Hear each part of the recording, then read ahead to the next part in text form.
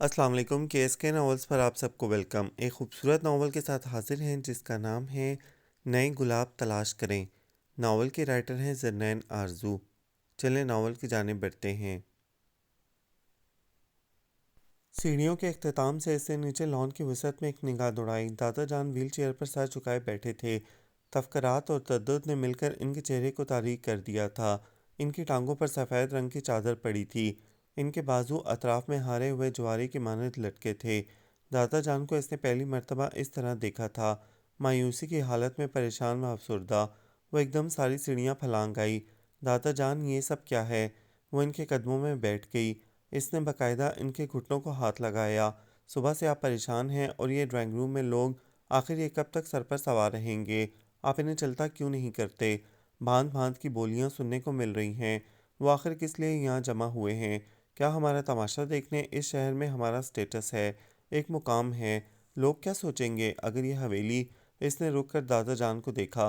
वो जब से खामोश थे, इन्होंने मुंह से एक लफ्ज़ भी नहीं निकाला। इनकी गंभीर खामोशी ने जैसे इसे दहला दिया।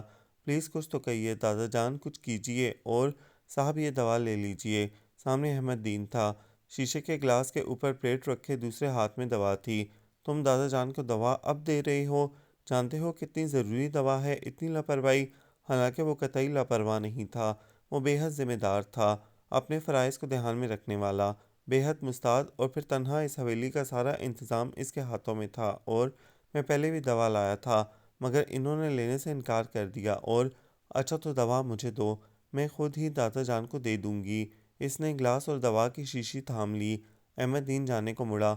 सुनो अहमद दीन, सनिया ने पुकारा। जी? ड्राइंग रूम में बैठे लोगों का कब तक सर पर सवार रहने का इरादा है? और वो तब तक यहाँ हैं जब तक ये ऊँट किसी करवट बैठ नहीं जाता। बड़ी देर बाद दादा ने सर उठाया। अहमद दीन दोबारा जाने को मुड़ा तो सनिया बोली, अहमद दीन, तुमने सब मेहमानों को चाय सर्व कर दी? जी। वो लोग शाम तक यहीं हैं, इसीलिए इनके खाने का इंतज़ाम भी होना चाहिए। ये इस हवेली का असूल था। इनके दर पर आया कोई शख्स बिना खातर मदारत के वापस नहीं लौटता था। अब तो इस हवेली की पहली सी आन और बान नहीं थी, ना ही पहले जैसी दौलत की फरवानी। दादा जान की गर्दन पर बहुत कर्जा था, फिर भी इस हवेली में आने वाले मेहमानों की पहले जैसी खातिरदारी होती थी।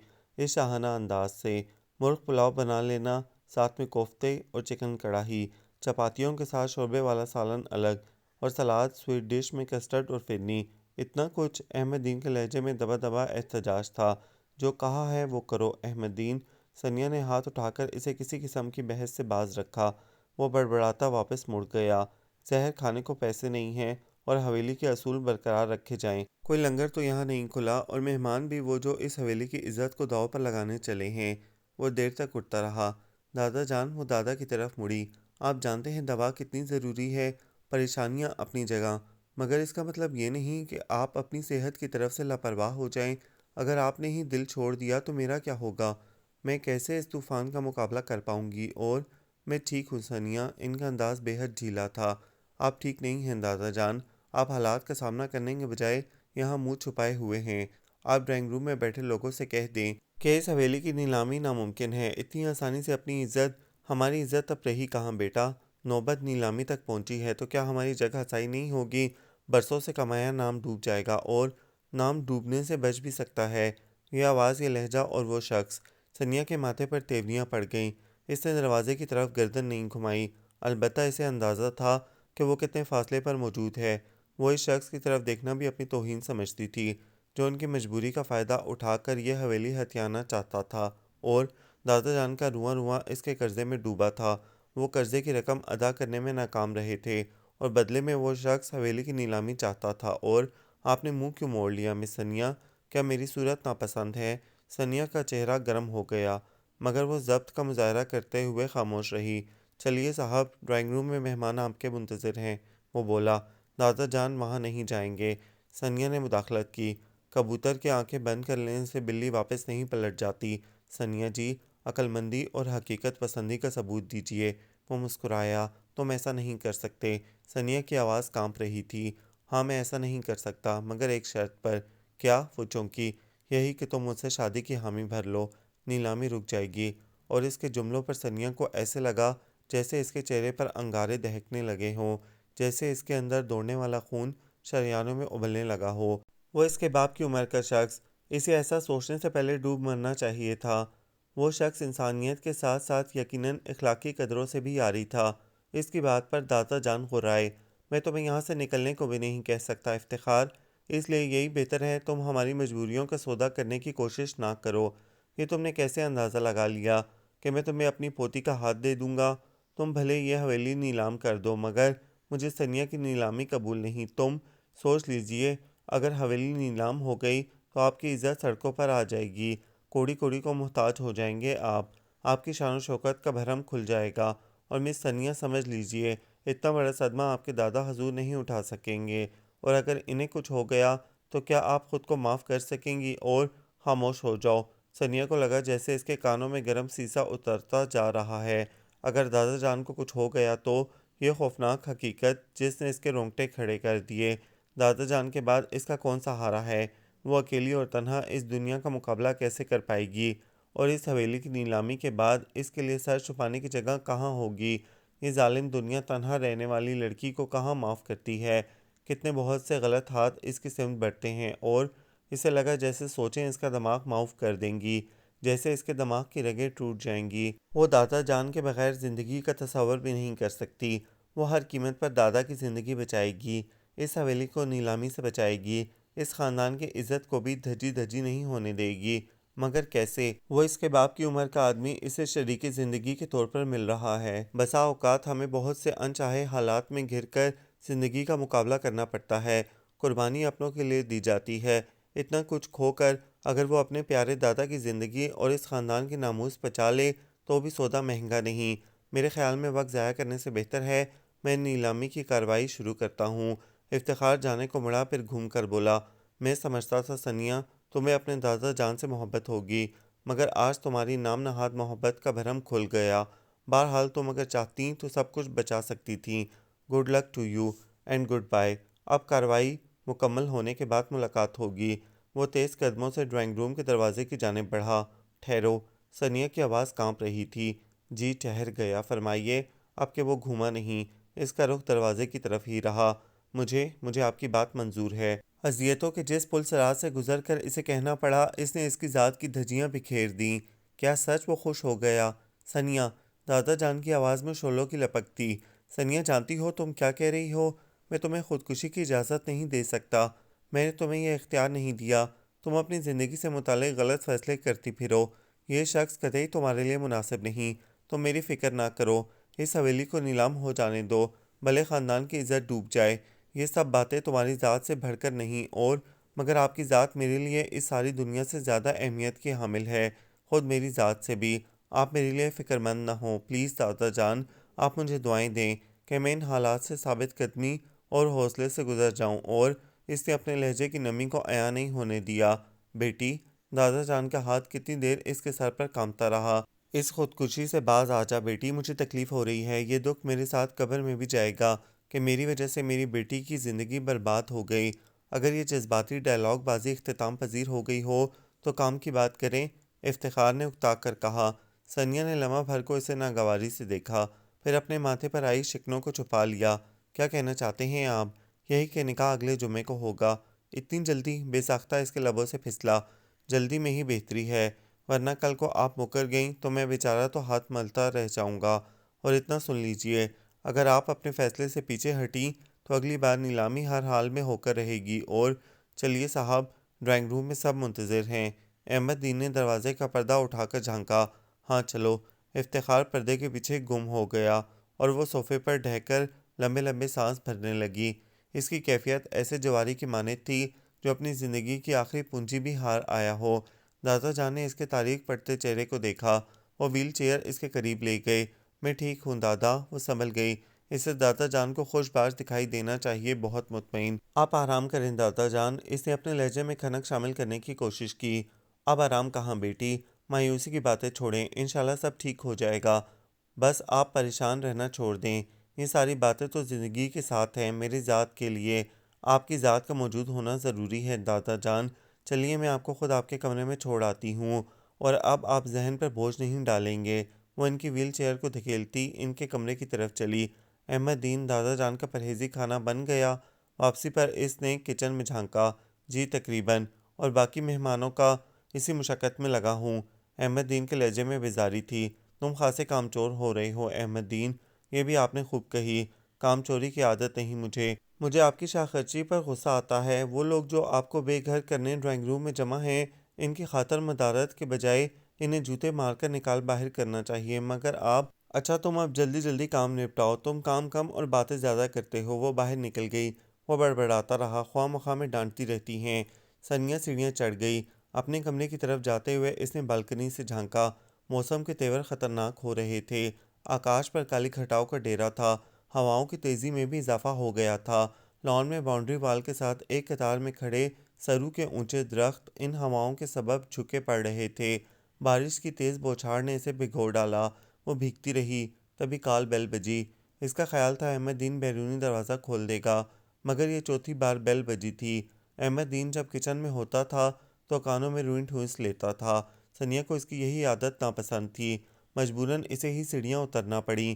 دروازے کے باہر موجود بندہ یقیناً اکتا گیا تھا۔ کال بیل پر اس کی انگلی کا دباؤ مسلسل تھا۔ ثانیہ نے تقریباً بھاگ کر سیڑھیوں سے بیرونی دروازے کا فاصلہ طے کیا۔ دروازہ پورا کھولتے ہی تیز ہوا کے ساتھ بارش کی بوچھاڑ اندر آئی۔ سامنے اجنبی صورت تھی۔ بارش کے پانی سے بھیگا نچڑا شخص۔ اس کے بال بھیگ کر اس کی پیشانی سے چپک گئے تھے۔ وہ شخص اس کی دیر سے دروازہ کھولنے پر شاید اندر ہی اندر جھنجلا بھی رہا ہو، مگر ثانیہ کو سامنے دیکھ کر نارمل ہو گیا۔ دراصل بارش شدید ہے، اس لیے پناہ کے لیے چلا آیا۔ آپ کو اگر زحمت نہ ہو تو… اجنبی کا مہذب انداز دلنشیں لب و لہجہ تھا۔ پلیز آئیے۔ وہ اخلاق بھری مسکراہٹ چہرے پر لاتے ہوئے بولی۔ وہ ہر ایک کے لیے بے حد حساس، بہت ہمدرد اور نرم مزاج تھی۔ ہر ایک کا درد دل پر محسوس کرتی تھی۔ وہ ہر ایک کا دکھ دامن میں سمیٹ لینے کو پھرتی تھی۔ اجنبی پانی میں شرابور تھا۔ نہ جانے وہ کہاں سے آ رہا ہے، نہ جانے کتنا فاصلہ طے کر کے آیا ہے، اور پتہ نہیں اس کی منزل مزید کتنی دور ہو۔ اگر یہاں اسے تھوڑی دیر کو آرام مل جائے تو کیا قباحت ہے۔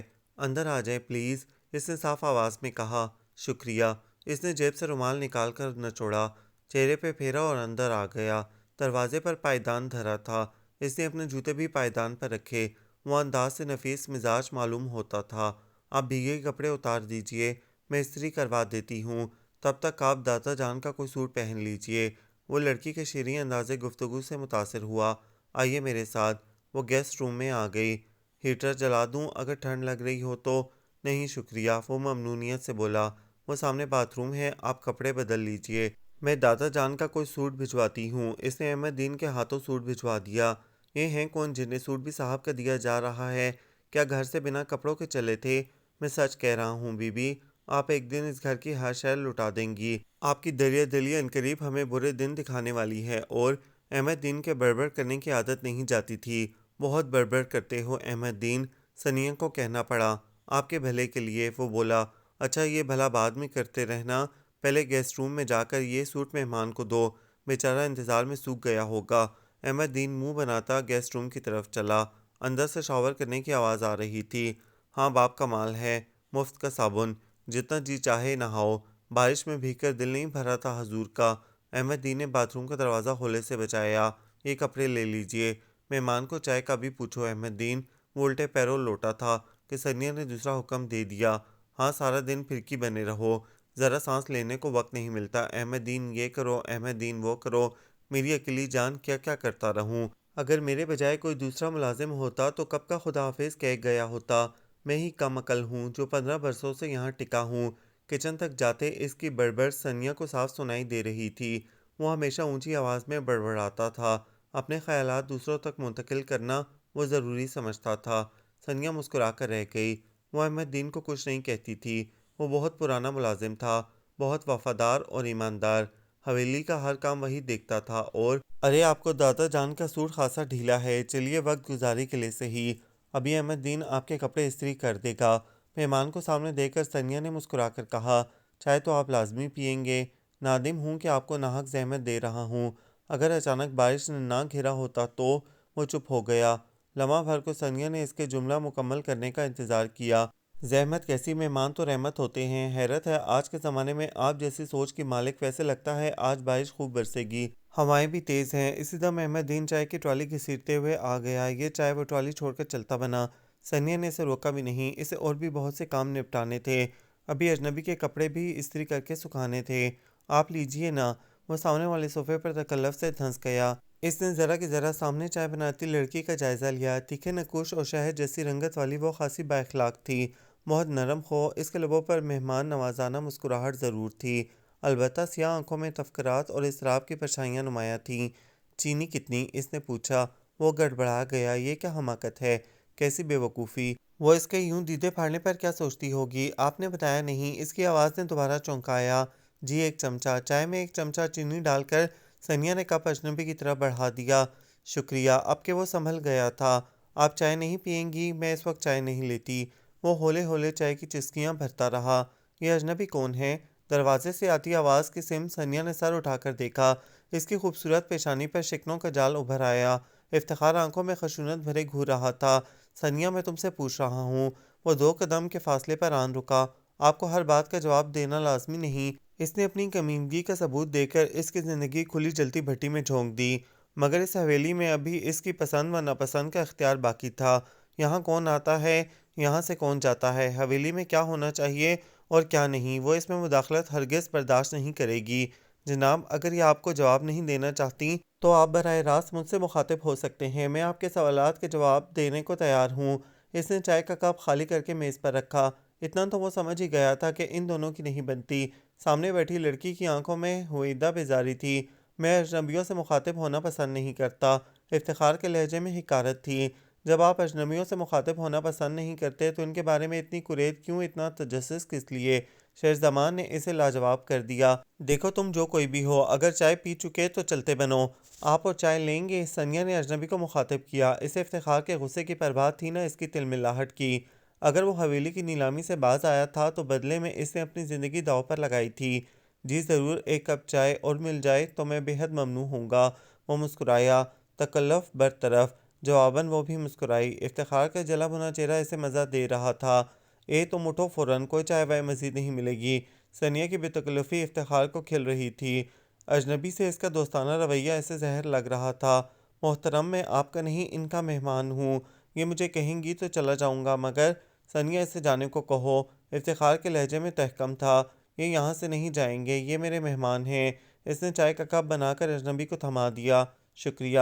میں آپ کا نام جان سکتی ہوں؟ شہرزمان۔ مجھے سنیا کہتے ہیں۔ اس نے کنکھیوں سے سر پر مسلط شخص کی جانب دیکھا جس کی خفگی کی آنچ اسے یہاں تک محسوس ہو رہی تھی۔ وہ مٹھیاں کھول اور بینچ رہا تھا۔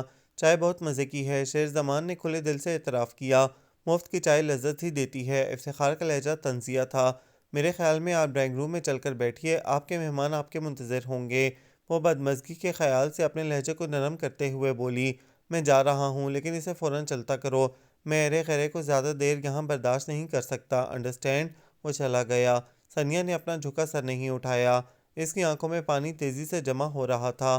حالات جب اختیار سے باہر ہوں تو انسان یوں ہی بے بس ہو جاتا ہے۔ وہ اس شخص کی شکل بھی نہ دیکھتی۔ اگر سر پر ننگی تلوار لٹک نہ رہی ہوتی۔ اس کی گردن اس مکروہ شخص کی مٹھی میں تھی۔ مس سنیا، اگر آپ اجازت دیں تو ایک بات پوچھوں؟ اجنبی نے چونکا دیا۔ وہ اپنا سر اٹھانا نہیں چاہتی تھی۔ اس کی آنکھوں کے آنسو اس کا دکھ اجنبی پر آشکار کر دیتے۔ ہر ایک پر اپنا دکھ ظاہر کر دینا بزدلی ہوتی ہے، اور وہ ہرگز کمزور نہیں تھی۔ اس شخص سے آپ کا کیا تعلق ہے؟ وہی سوال جس کا وہ جواب دینا نہیں چاہتی تھی۔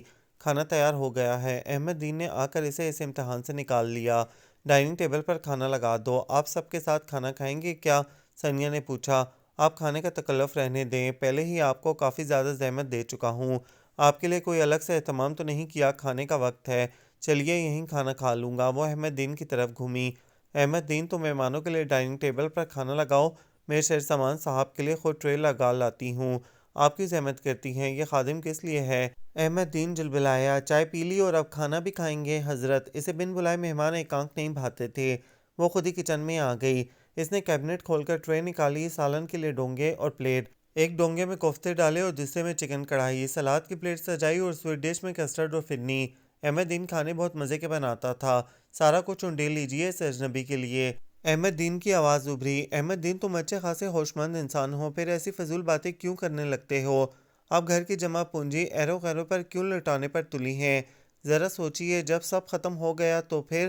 اللہ مالک ہے احمد دین، میں جانتا ہوں اس چھت کے لیے آپ نے اپنی زندگی کی قیمت دی ہے، وہ خبیث آدمی، آپ اس کے ساتھ کیسے زندگی گزاریں گی؟ باز آ جائیے اپنے فیصلے سے۔ اور دروازے پر افتخار کی صورت نمودار ہوئی۔ اس نے احمد دین کے جملے سن لیے تھے۔ اس کے ماتھے پر بل پڑے تھے۔ ثانیہ، اب 2 کوڑی کا ملازم میری انسلٹ کرے گا؟ احمد دین ملازم نہیں، اس گھر کا ایک فرد ہے، وہ ٹھنڈے لہجے میں بولی۔ اسے لگام ڈال کر رکھو، بہت سر چڑھا لیا ہے تم نے۔ سچی بات کڑوی ہوتی ہے صاحب، احمد دین بولا۔ بکو مت۔ ظالم اور بے ضمیر انسان ہمیشہ حقیقت کا سامنا کرتے گھبراتا ہے۔ کمینے پن کی یہ انتہا کر دی کہ پہلے حویلی نیلام کرنے چلے، اس بوڑھے آدمی پر طرز بھی نہیں آیا تمہیں، اور اب بیٹی برابر لڑکی کے ساتھ۔ احمد دین، وہ ہاتھ اٹھائے آگے بڑھا۔ ثانیہ درمیان میں آ گئی۔ افتخار صاحب، بہتر ہوگا آپ اپنے ہاتھ کنٹرول میں رکھیں۔ آپ اس حد تک یہاں کے کرتا دھرتا نہیں کہ منمانی کرتے پھریں۔ ایک ملازم کے سامنے اتنی بے عزتی، ایک معمولی آدمی کو اس پر ترجیح۔ وہ ہونٹ چباتے غصہ کنٹرول کرتا رہا۔ احمد دین، تم اپنا کام کرو، وہ مڑ کر احمد دین سے کہنے لگی۔ احمد دین بڑبڑ کرتا کھانے کے برتن کیبنٹ سے نکالنے لگا۔ ثانیہ ٹرے اٹھا کر جانے کو مڑی۔ یہ کھانا کس کے لیے؟ وہ پوچھنے لگا۔ اجنبی مہمان کے لیے۔ میں دیکھ رہا ہوں ثانیہ، تم اسے کچھ زیادہ ہی اہمیت دے رہی ہو، اور یہ بات مجھے ناپسند ہے۔ چائے پی کر اسے چلتا کرتی، مگر تم نے اسے کھانے کے لیے بھی روک لیا۔ وہ کیسے جائے؟ باہر طوفانی بارش ہے، وہ سادے لہجے میں بولی۔ او ہو، بڑا خیال ہے اس کا۔ تم نے تو کبھی اتنا تردد میرے لیے نہیں کیا، نہ ہی اپنے ہاتھوں سے میرے لیے کھانے کی ٹرے کبھی لگائی۔ اگر اتنی توجہ تم مجھ پر دو تو میں تمہیں دل کی رانی بنا کر رکھوں۔ اور اس بےہودہ بکواس کے لیے اس کے پاس وقت نہیں تھا۔ وہ 2 قدم آگے بڑھی۔ رکو ثانیہ، جلدی فرمائیں، یہ ٹرے اس مفت خورے کو احمد دین دے آئے گا، آپ خود کیوں نہیں دے آتے؟ احمد دین سے چپ نہیں رہا جاتا تھا، وہ کسی کا ادھار رکھتا بھی نہیں تھا۔ بہت بدتمیز نوکر ہو تم، وہ غصے سے بولا۔ بدتمیز صحیح، لیکن بے ضمیر نہیں ہوں۔ اس 2 ٹکے کے آدمی کے منہ کون لگے؟ افتخار نے پلٹ کر دیکھا، وہ جا چکی تھی۔ وہ اس کے تعاقب میں چلا آیا، حالانکہ ٹرے اجنبی کے سامنے دھری تھی، لیکن وہ ڈونگے اٹھا اٹھا کر پیش کر رہی تھی۔ ثانیہ، تو میری بات سنو، وہ اس کے قریب جا کے سختی سے بولا۔ وہ سنی انسنی کرتے اجنبی سے پوچھنے لگی، سلاد لیجیے گا؟ ضرور۔ دیکھو مسٹر، افتخار نے دانت پیستے ہوئے بات شروع کی، میرا نام شیر زمان ہے، مجھے تمہارے نام سے کوئی مطلب نہیں، تم حد سے زیادہ پھیل رہے ہو۔ پہلے چائے پھر کھانا۔ مجھے لگ رہا ہے تم بارش کے بہانے یہاں رات گزارنے کی کوشش بھی کرو گے، مفت کی مہمان نوازی جو مل رہی ہے۔ مگر سن لو، کھانا ختم کرتے ہی تمہیں یہاں سے دفع ہونا ہوگا، اور میری منگیتر کے ساتھ زیادہ فری ہونے کی۔ منگیتر؟ شیر زمان نے چونک کر ثانیہ کی طرف دیکھا۔ اس نے تائید یا تردید نہیں کی، البتہ اس کے لب بھینچے تھے۔ کھانا لگ گیا ہے صاحب، چل کر مہمانوں کا ساتھ دیجیے۔ احمد دین نے افتخار کی عین پشت پر آ کر کہا۔ تم بھی چلو ثانیہ، آپ جائیں، میں دادا جان کے پاس بیٹھوں گی۔ چلیے صاحب۔ احمد دین مسلسل کان کھائے جا رہا تھا۔ افتخار کو چلتے ہی بن پڑی۔ مس ثانیہ، شیر زمان نے مخاطب کیا۔ کیا افتخار صاحب واقعی آپ کے منگیتر ہیں؟ یہ میرا ذاتی معاملہ ہے۔ شیر زمان صاحب پلیز، اس کا لہجہ بے رنگ تھا۔ آئی ایم سوری، واقعی مجھے آپ کی ذاتیات میں دخل دینے کا کوئی حق نہیں۔ اگر آپ کھانے سے فارغ ہو چکے تو چلیے آپ کو دادا جان سے ملواؤں، وہ آج کل بیمار ہیں، زیادہ تر آرام کرتے ہیں۔ آپ سے مل کر انہیں ضرور خوشی ہوگی، اچھے لوگ انہیں متاثر کرتے ہیں۔ دادا جان، یہ شیر زمان صاحب آپ سے ملنے آئے ہیں۔ ثانیہ کی آواز پر انہوں نے گردن گھمائی۔ سامنے وہ لڑکی تھی جس کے لیے ان کا روم روم دعائیں مانگتا تھا۔ اس کی پشت کے اوپر نظر آتا بے حد سجیلا بندہ پتہ نہیں کون تھا۔ اپنی ظاہری شکل سے وہ کسی اچھے خاندان کا لگتا تھا۔ میں کھڑکی بند کر کے گئی تھی، شاید ہوا کی شدت سے کھل گئی۔ کم از کم آپ آواز دے کر مجھے یا احمد دین کو بلا لیتے اگر آپ کو ٹھنڈ لگ گئی تو۔ ثانیہ نے کھڑکی بند کر دی۔ باہر کا شور مدھم پڑ گیا۔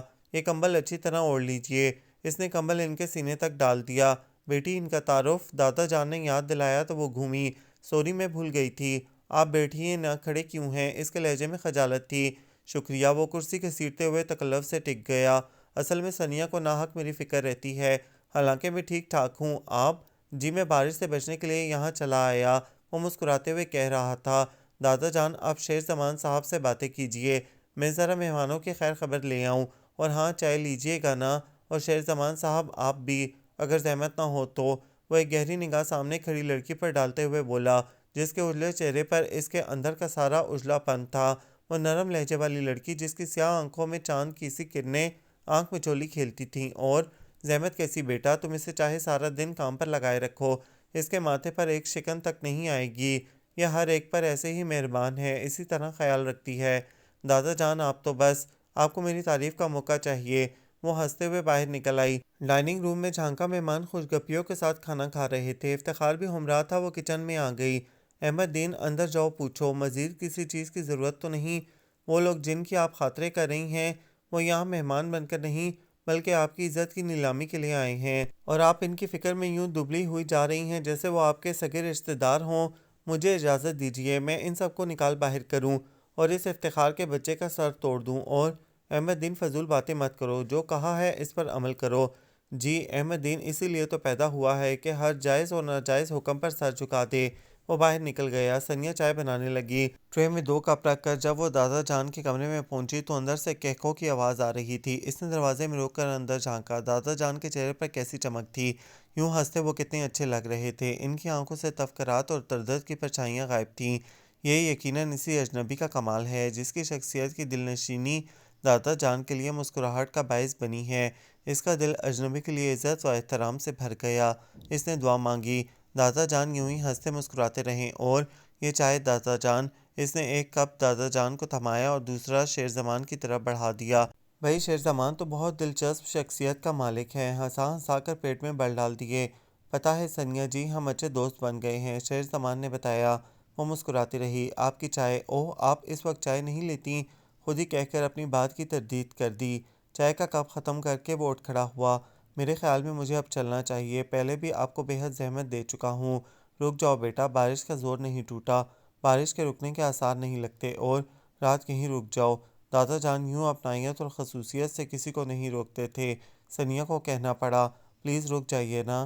اس کے لہجے میں جانے کیا تھا؟ شیرزمان نے بغور دیکھا۔ وہ پیاری لڑکی، اس سے مل کر اس کے اندر بڑے پیارے جذبات جاگے تھے، اور اس کو دیکھ کر کیسی اپنائیت کا احساس جاگا تھا، اور وہ دراصل دادا جان اسٹار کر رہے ہیں۔ خود پر اس کی نگاہوں کے جمود نے جیسے ثانیہ کو گڑبڑا دیا۔ جی میں سمجھ رہا ہوں۔ مقابل کے لبوں کی گہری مسکراہٹ تھی۔ وہ خواہ مخواہ انگلیاں مسلنے لگی۔ تھینک یو بیٹا، دراصل میں تنہائی اور وحشتوں سے گھبرا گیا ہوں۔ تمہاری موجودگی نے مجھے زندگی کا احساس دلایا ہے۔ اور دادا جان کی آواز لرز رہی تھی۔ دیکھیے، اگر آپ نے مجھے زبردستی سر پر مسلط کیا ہے تو آپ کو بے حد تنگ کروں گا۔ مجھے ہر آدھ گھنٹے بعد چائے پینے کی عادت ہے، اور یہ بات کچھ اچھی نہیں۔ اپنی اس خامی کا احساس ہے مجھے، لیکن کیا کروں؟ میں تو کمبل کو چھوڑتا ہوں لیکن کمبل مجھے نہیں چھوڑتا۔ اتنی چائے صحت کے لیے نقصان دہ ہوتی ہے۔ وہ ہولے سے بولی۔ چلیے، اگر آپ مجھے اس عادت سے چھٹکارا دلوا سکتی ہیں تو ٹھیک۔ دراصل دادا جان، میری کئی عادتیں بگڑ چکی ہیں۔ گھر میں کسی خاتون کی عدم موجودگی۔ وہ کچھ کہتے کہتے رک گیا۔ اس نے بات پلٹ دی۔ میں اپنی چائے پینے کی عادت کے ہاتھوں خود بھی تنگ ہوں۔ اور کیا خامیاں ہیں آپ میں؟ وہ دلچسپی سے پوچھنے لگی۔ میں سگریٹ بھی بہت پیتا ہوں۔ اس کے علاوہ رات تک جاگنا، صبح دیر سے اٹھنا، کھانا وقت پر نہ کھانا۔ اپنی شخصیت کی یوں خامیاں گنواتا ثانیہ کو وہ بہت دلچسپ لگا۔ ان خامیوں پر تو قابو پایا جا سکتا ہے زمان صاحب، لیکن اگر کوئی فطرتاً کمینہ ہو، دوسروں کو اذیت دے کر خوش ہوتا ہو، لوگوں کی مجبوریوں کا فائدہ اٹھاتا ہو، اور افتخار کی چھبی اس کی آنکھوں میں لہرائی تو نفرت کی ایک لہر ثانیہ کے اندر سے امڑ آئی۔ آپ کس کے متعلق کہہ رہی ہیں؟ وہ اس کے بعد ادھوری چھوڑنے پر پوچھنے لگا۔ جانے دیں، آپ دادا جان سے باتیں کریں۔ وہ جانے کو پلٹی۔ اور چائے؟ کوئی چائے نہیں ملے گی، بس اب صبح ہی چائے لیجیے گا۔ اس کے لہجے کی ہلکی سی ڈانٹ سے وہ بے حد محظوظ ہوا۔ اس انداز میں بہت عرصے بعد کسی نے ڈانٹا تھا۔ دیکھیے، یہ زیادتی کر رہی ہیں۔ تو ٹھیک ہے، میں آپ کے لیے دودھ بھجوا دیتی ہوں۔ وہ باہر نکل گئی۔ دادا جان بولے، تم نے دیکھا بیٹا، ثانیہ ہر ایک کے لیے کتنی ہمدرد ہے، مگر اس کا مقدر کہ ہیرے جیسی لڑکی ایک خبیث کے چنگل میں پھنسی ہے۔ یہ سب میری وجہ سے ہے، میں ہی اس کا مجرم ہوں۔ مجھے کوئی صدمہ نہ پہنچے، اس خاندان کی عزت بنی رہے، یہ حویلی نیلام نہ ہو۔ اس نے اپنی زندگی کا سودا کر دیا۔ اگر میں قرضہ چکانے کے قابل ہوتا تو کس بدبخت کی ہمت تھی کہ میری پوتی کی طرف دیکھے؟ تم اس بدنیت آدمی سے ملے ہوگے، وہ میری پوتی کے باپ کی عمر کا ہے۔ مگر ان کا لہجہ لرز رہا تھا۔ کون ہے وہ؟ وہ سیدھا ہو بیٹھا۔ ذہن میں افتخار کی چھبی ابھری۔ افتخار؟ میں اس کا نام لینا بھی گناہ سمجھتا ہوں۔ اوہ، مگر وہ تو خود کو ثانیہ کا منگیتر کہہ رہا تھا، اور وہ زبردستی ثانیہ کو اپنانا چاہتا ہے۔ اگر ثانیہ انکار کر دیتی تو وہ یہ حویلی نیلام کرا دیتا۔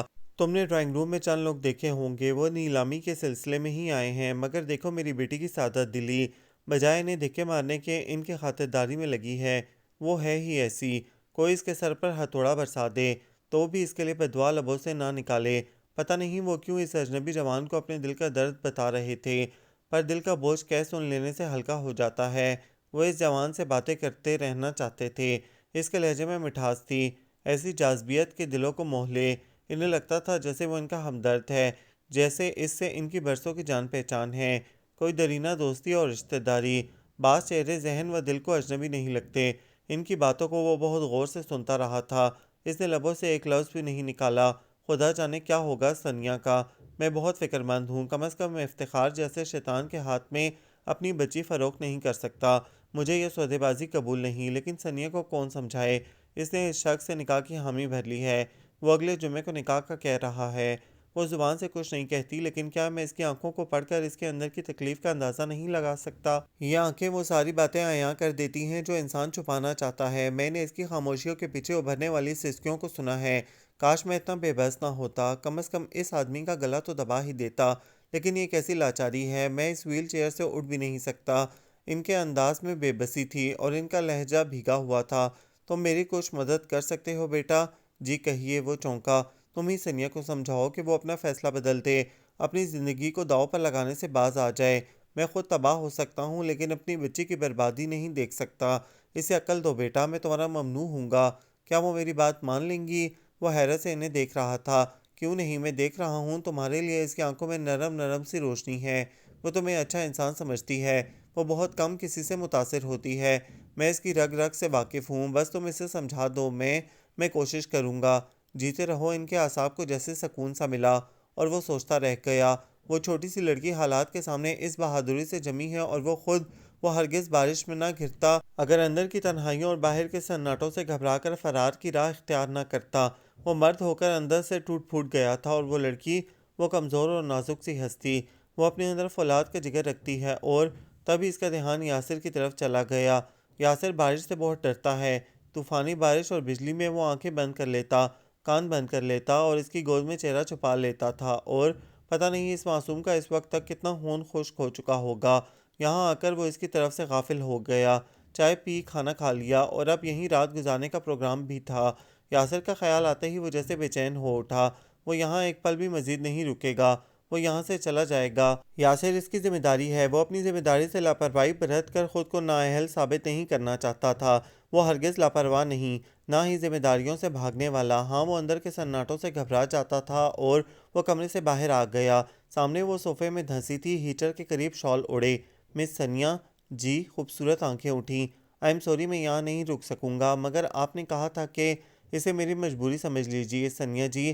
یاسر میرا بیٹا، وہ گھر پر میرا منتظر ہوگا، اس بارش سے خوفزدہ ہوگا۔ اور جانے کیوں ثانیہ کے دل کو دھچکا سا لگا۔ تو یہ شخص شادی شدہ ہے، ایک بچے کا باپ۔ زمان صاحب، میں آپ کو جانے سے نہیں روکوں گی، جانے والوں کو کوئی نہیں روک سکتا، لیکن آپ کی موجودگی میں مجھے ایک اطمینان سا ہو گیا تھا کہ آپ کی شخصیت دادا جان کے تمام تفکر دور کر دے گی۔ آج وہ اتنے دنوں بعد اس طرح ہنسے ہیں، اور آپ… کیا ایسا نہیں ہو سکتا آپ اپنے بیٹے کو یہیں بلوا لیجئے یہاں؟ وہ اسے دیکھنے لگا۔ میں جانتی ہوں آج کل کے مصروف دور میں کسی کے پاس اتنا وقت نہیں کہ وہ دوسروں کے دکھ درد بانٹتا پھرے۔ میں آپ سے بھی اصرار نہیں کروں گی، یقیناً آپ کے بھی اپنے مسائل ہوں گے، مگر… اس کا لہجہ ٹوٹ رہا تھا۔ ٹھیک ہے، میں یاسر کو یہیں لے آتا ہوں۔ اس نے ایک دم ہی فیصلہ کر لیا۔ اگر آپ ایڈریس بتا دیں تو احمد دین لے آئے گا۔ آپ یہاں سے گھر یاسر کو فون کر کے احمد دین کا بتا دیں۔ نہیں، میں خود ہی لے آتا ہوں۔ شاید آپ کو یقین نہیں، میں واپس لوٹ کر آؤں گا۔ ایک بات کہوں ثانیہ جی، مجھ میں لاکھ خامیاں سہی، لیکن میں وعدہ خلاف ہرگز نہیں۔ کل تک رکنے کا وعدہ کر لیا ہے تو ہر حال میں نبھاؤں گا۔ بس آدھ گھنٹے میں لوٹ آتا ہوں۔ احمد دین کو ساتھ لے جائیے۔ کیا میرا اعتبار نہیں؟ یہ بات نہیں، دراصل بارش تیز ہے۔ ویسے تو خدا سے بہتری کی امید کرنا چاہیے، لیکن گاڑی وغیرہ خراب ہوگی تو… یا کوئی دوسری مشکل۔ احمد دین ہمراہ ہوگا تو مجھے اتنی فکر نہیں ہوگی۔ وہ شاید کچھ غلط بول گئی تھی، اس لیے جلدی سے بات سنبھالی۔ میرا مطلب ہے 1 اور 1 11 ہوتے ہیں۔ شیر زمان نے اسے بغور دیکھا۔ گو وہ بات بدل گئی تھی، مگر اس کے لہجے کی اپنائیت پہلی بار کسی کا اپنے لیے تفکر اچھا لگا۔ میں احمد دین کو بلاتی ہوں۔ مقابل کی نگاہوں کے جمود نے لمحہ بھر کو سارے وجود میں سنسناہٹ سی پھیلا دی۔ وہ تیزی سے جالی کے دروازے کے پیچھے گم ہو گئی، اور وہ بت بنا اسی زاویے پر کھڑا رہ گیا۔ احمد دین، زمان صاحب کے ساتھ جاؤ۔ وہ کچن میں آ گئی۔ احمد دین ڈائننگ ٹیبل سے برتن سمیٹ لایا تھا۔ وہ سنک میں برتن دھو رہا تھا۔ کہاں؟ ان کے گھر تک ان کے بیٹے کو لانا ہے۔ لو جی، یک نہ شدھ دو شدھ۔ اب ان کے سپوت بھی خرچہ بڑھانے آ رہے ہیں۔ میں کہتا ہوں بی بی، اس مفتے کو بھی چلتا کیجیے، اور بڑبڑ مت کرو احمد دین۔ ٹھیک ہے، نہیں کرتا، مجھے برتن دھو لینے دیں۔ پہلے شیر زمان کے ساتھ جاؤ۔ کیوں، انہیں راستے میں کالی بلی اٹھا لے جائے گی؟ ایسے ہی کہیں کہ گلفام ہے نا۔ وہ پلیٹیں کھنگالنے لگا۔ بہت بحث کرتے ہو احمد دین، تمہاری یہی عادت زہر لگتی ہے۔ اوہو، ذرا تو دم لینے دیا کیجیے۔ ایک بیچارے معصوم احمد دین کی تنہا ذات، آخر کہاں کہاں پھروں؟ اب ایک اور مصیبت کھڑے کر دی۔ وہ حضرت خود نہیں جا سکتے کیا؟ ساتھ میں کسی باڈی گارڈ کا جانا لازمی ہے؟ مجھے تو یہاں کوئی انسان ہی نہیں سمجھتا۔ آخر میں بھی تھک جاتا ہوں، مشین تو ہوں نہیں جو تم جاؤ گے یا وہ تنگ آ گئی۔ جاتا ہوں، میرے پیچھے سے خود ہی برتن دھو لیجیے گا۔ اور ہاں، وہ سارے لوگ رخصت ہو چکے۔ توبہ، ایسے کھانا کھایا جیسے زندگی بھر کے بھوکے تھے۔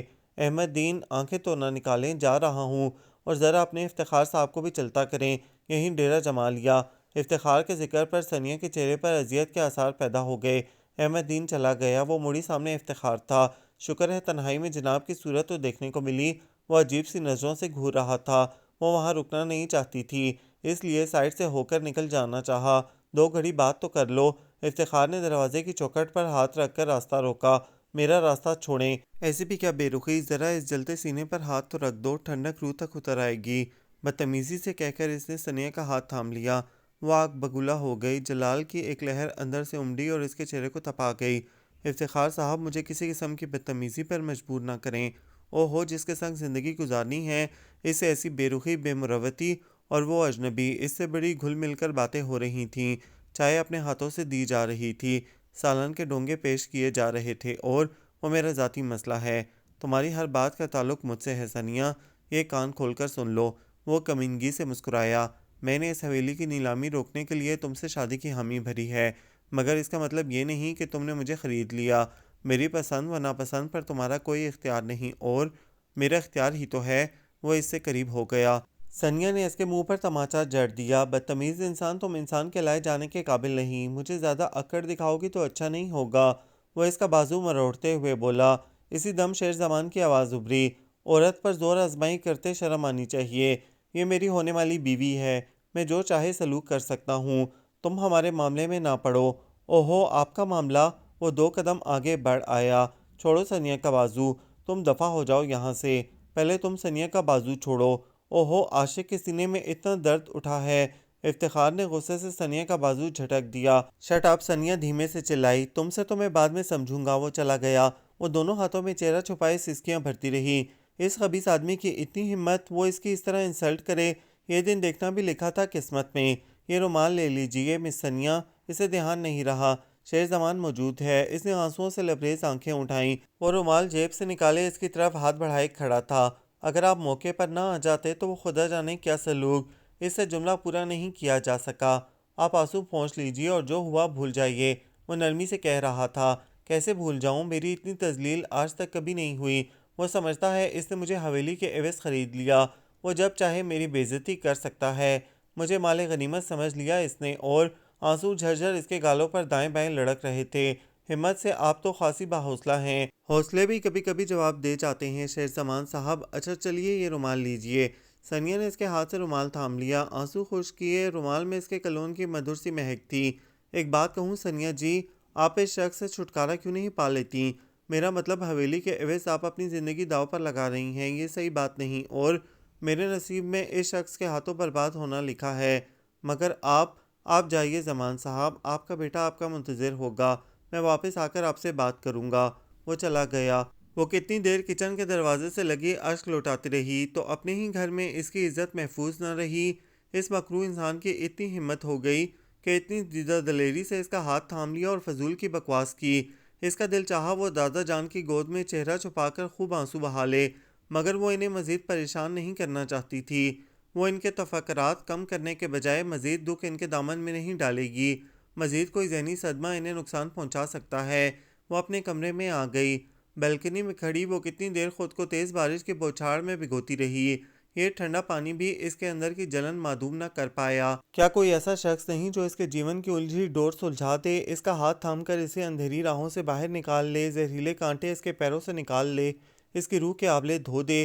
اس کی آنکھوں کے سامنے اس بے حد سجیلے بندے کی شبیہ لہرا گئی۔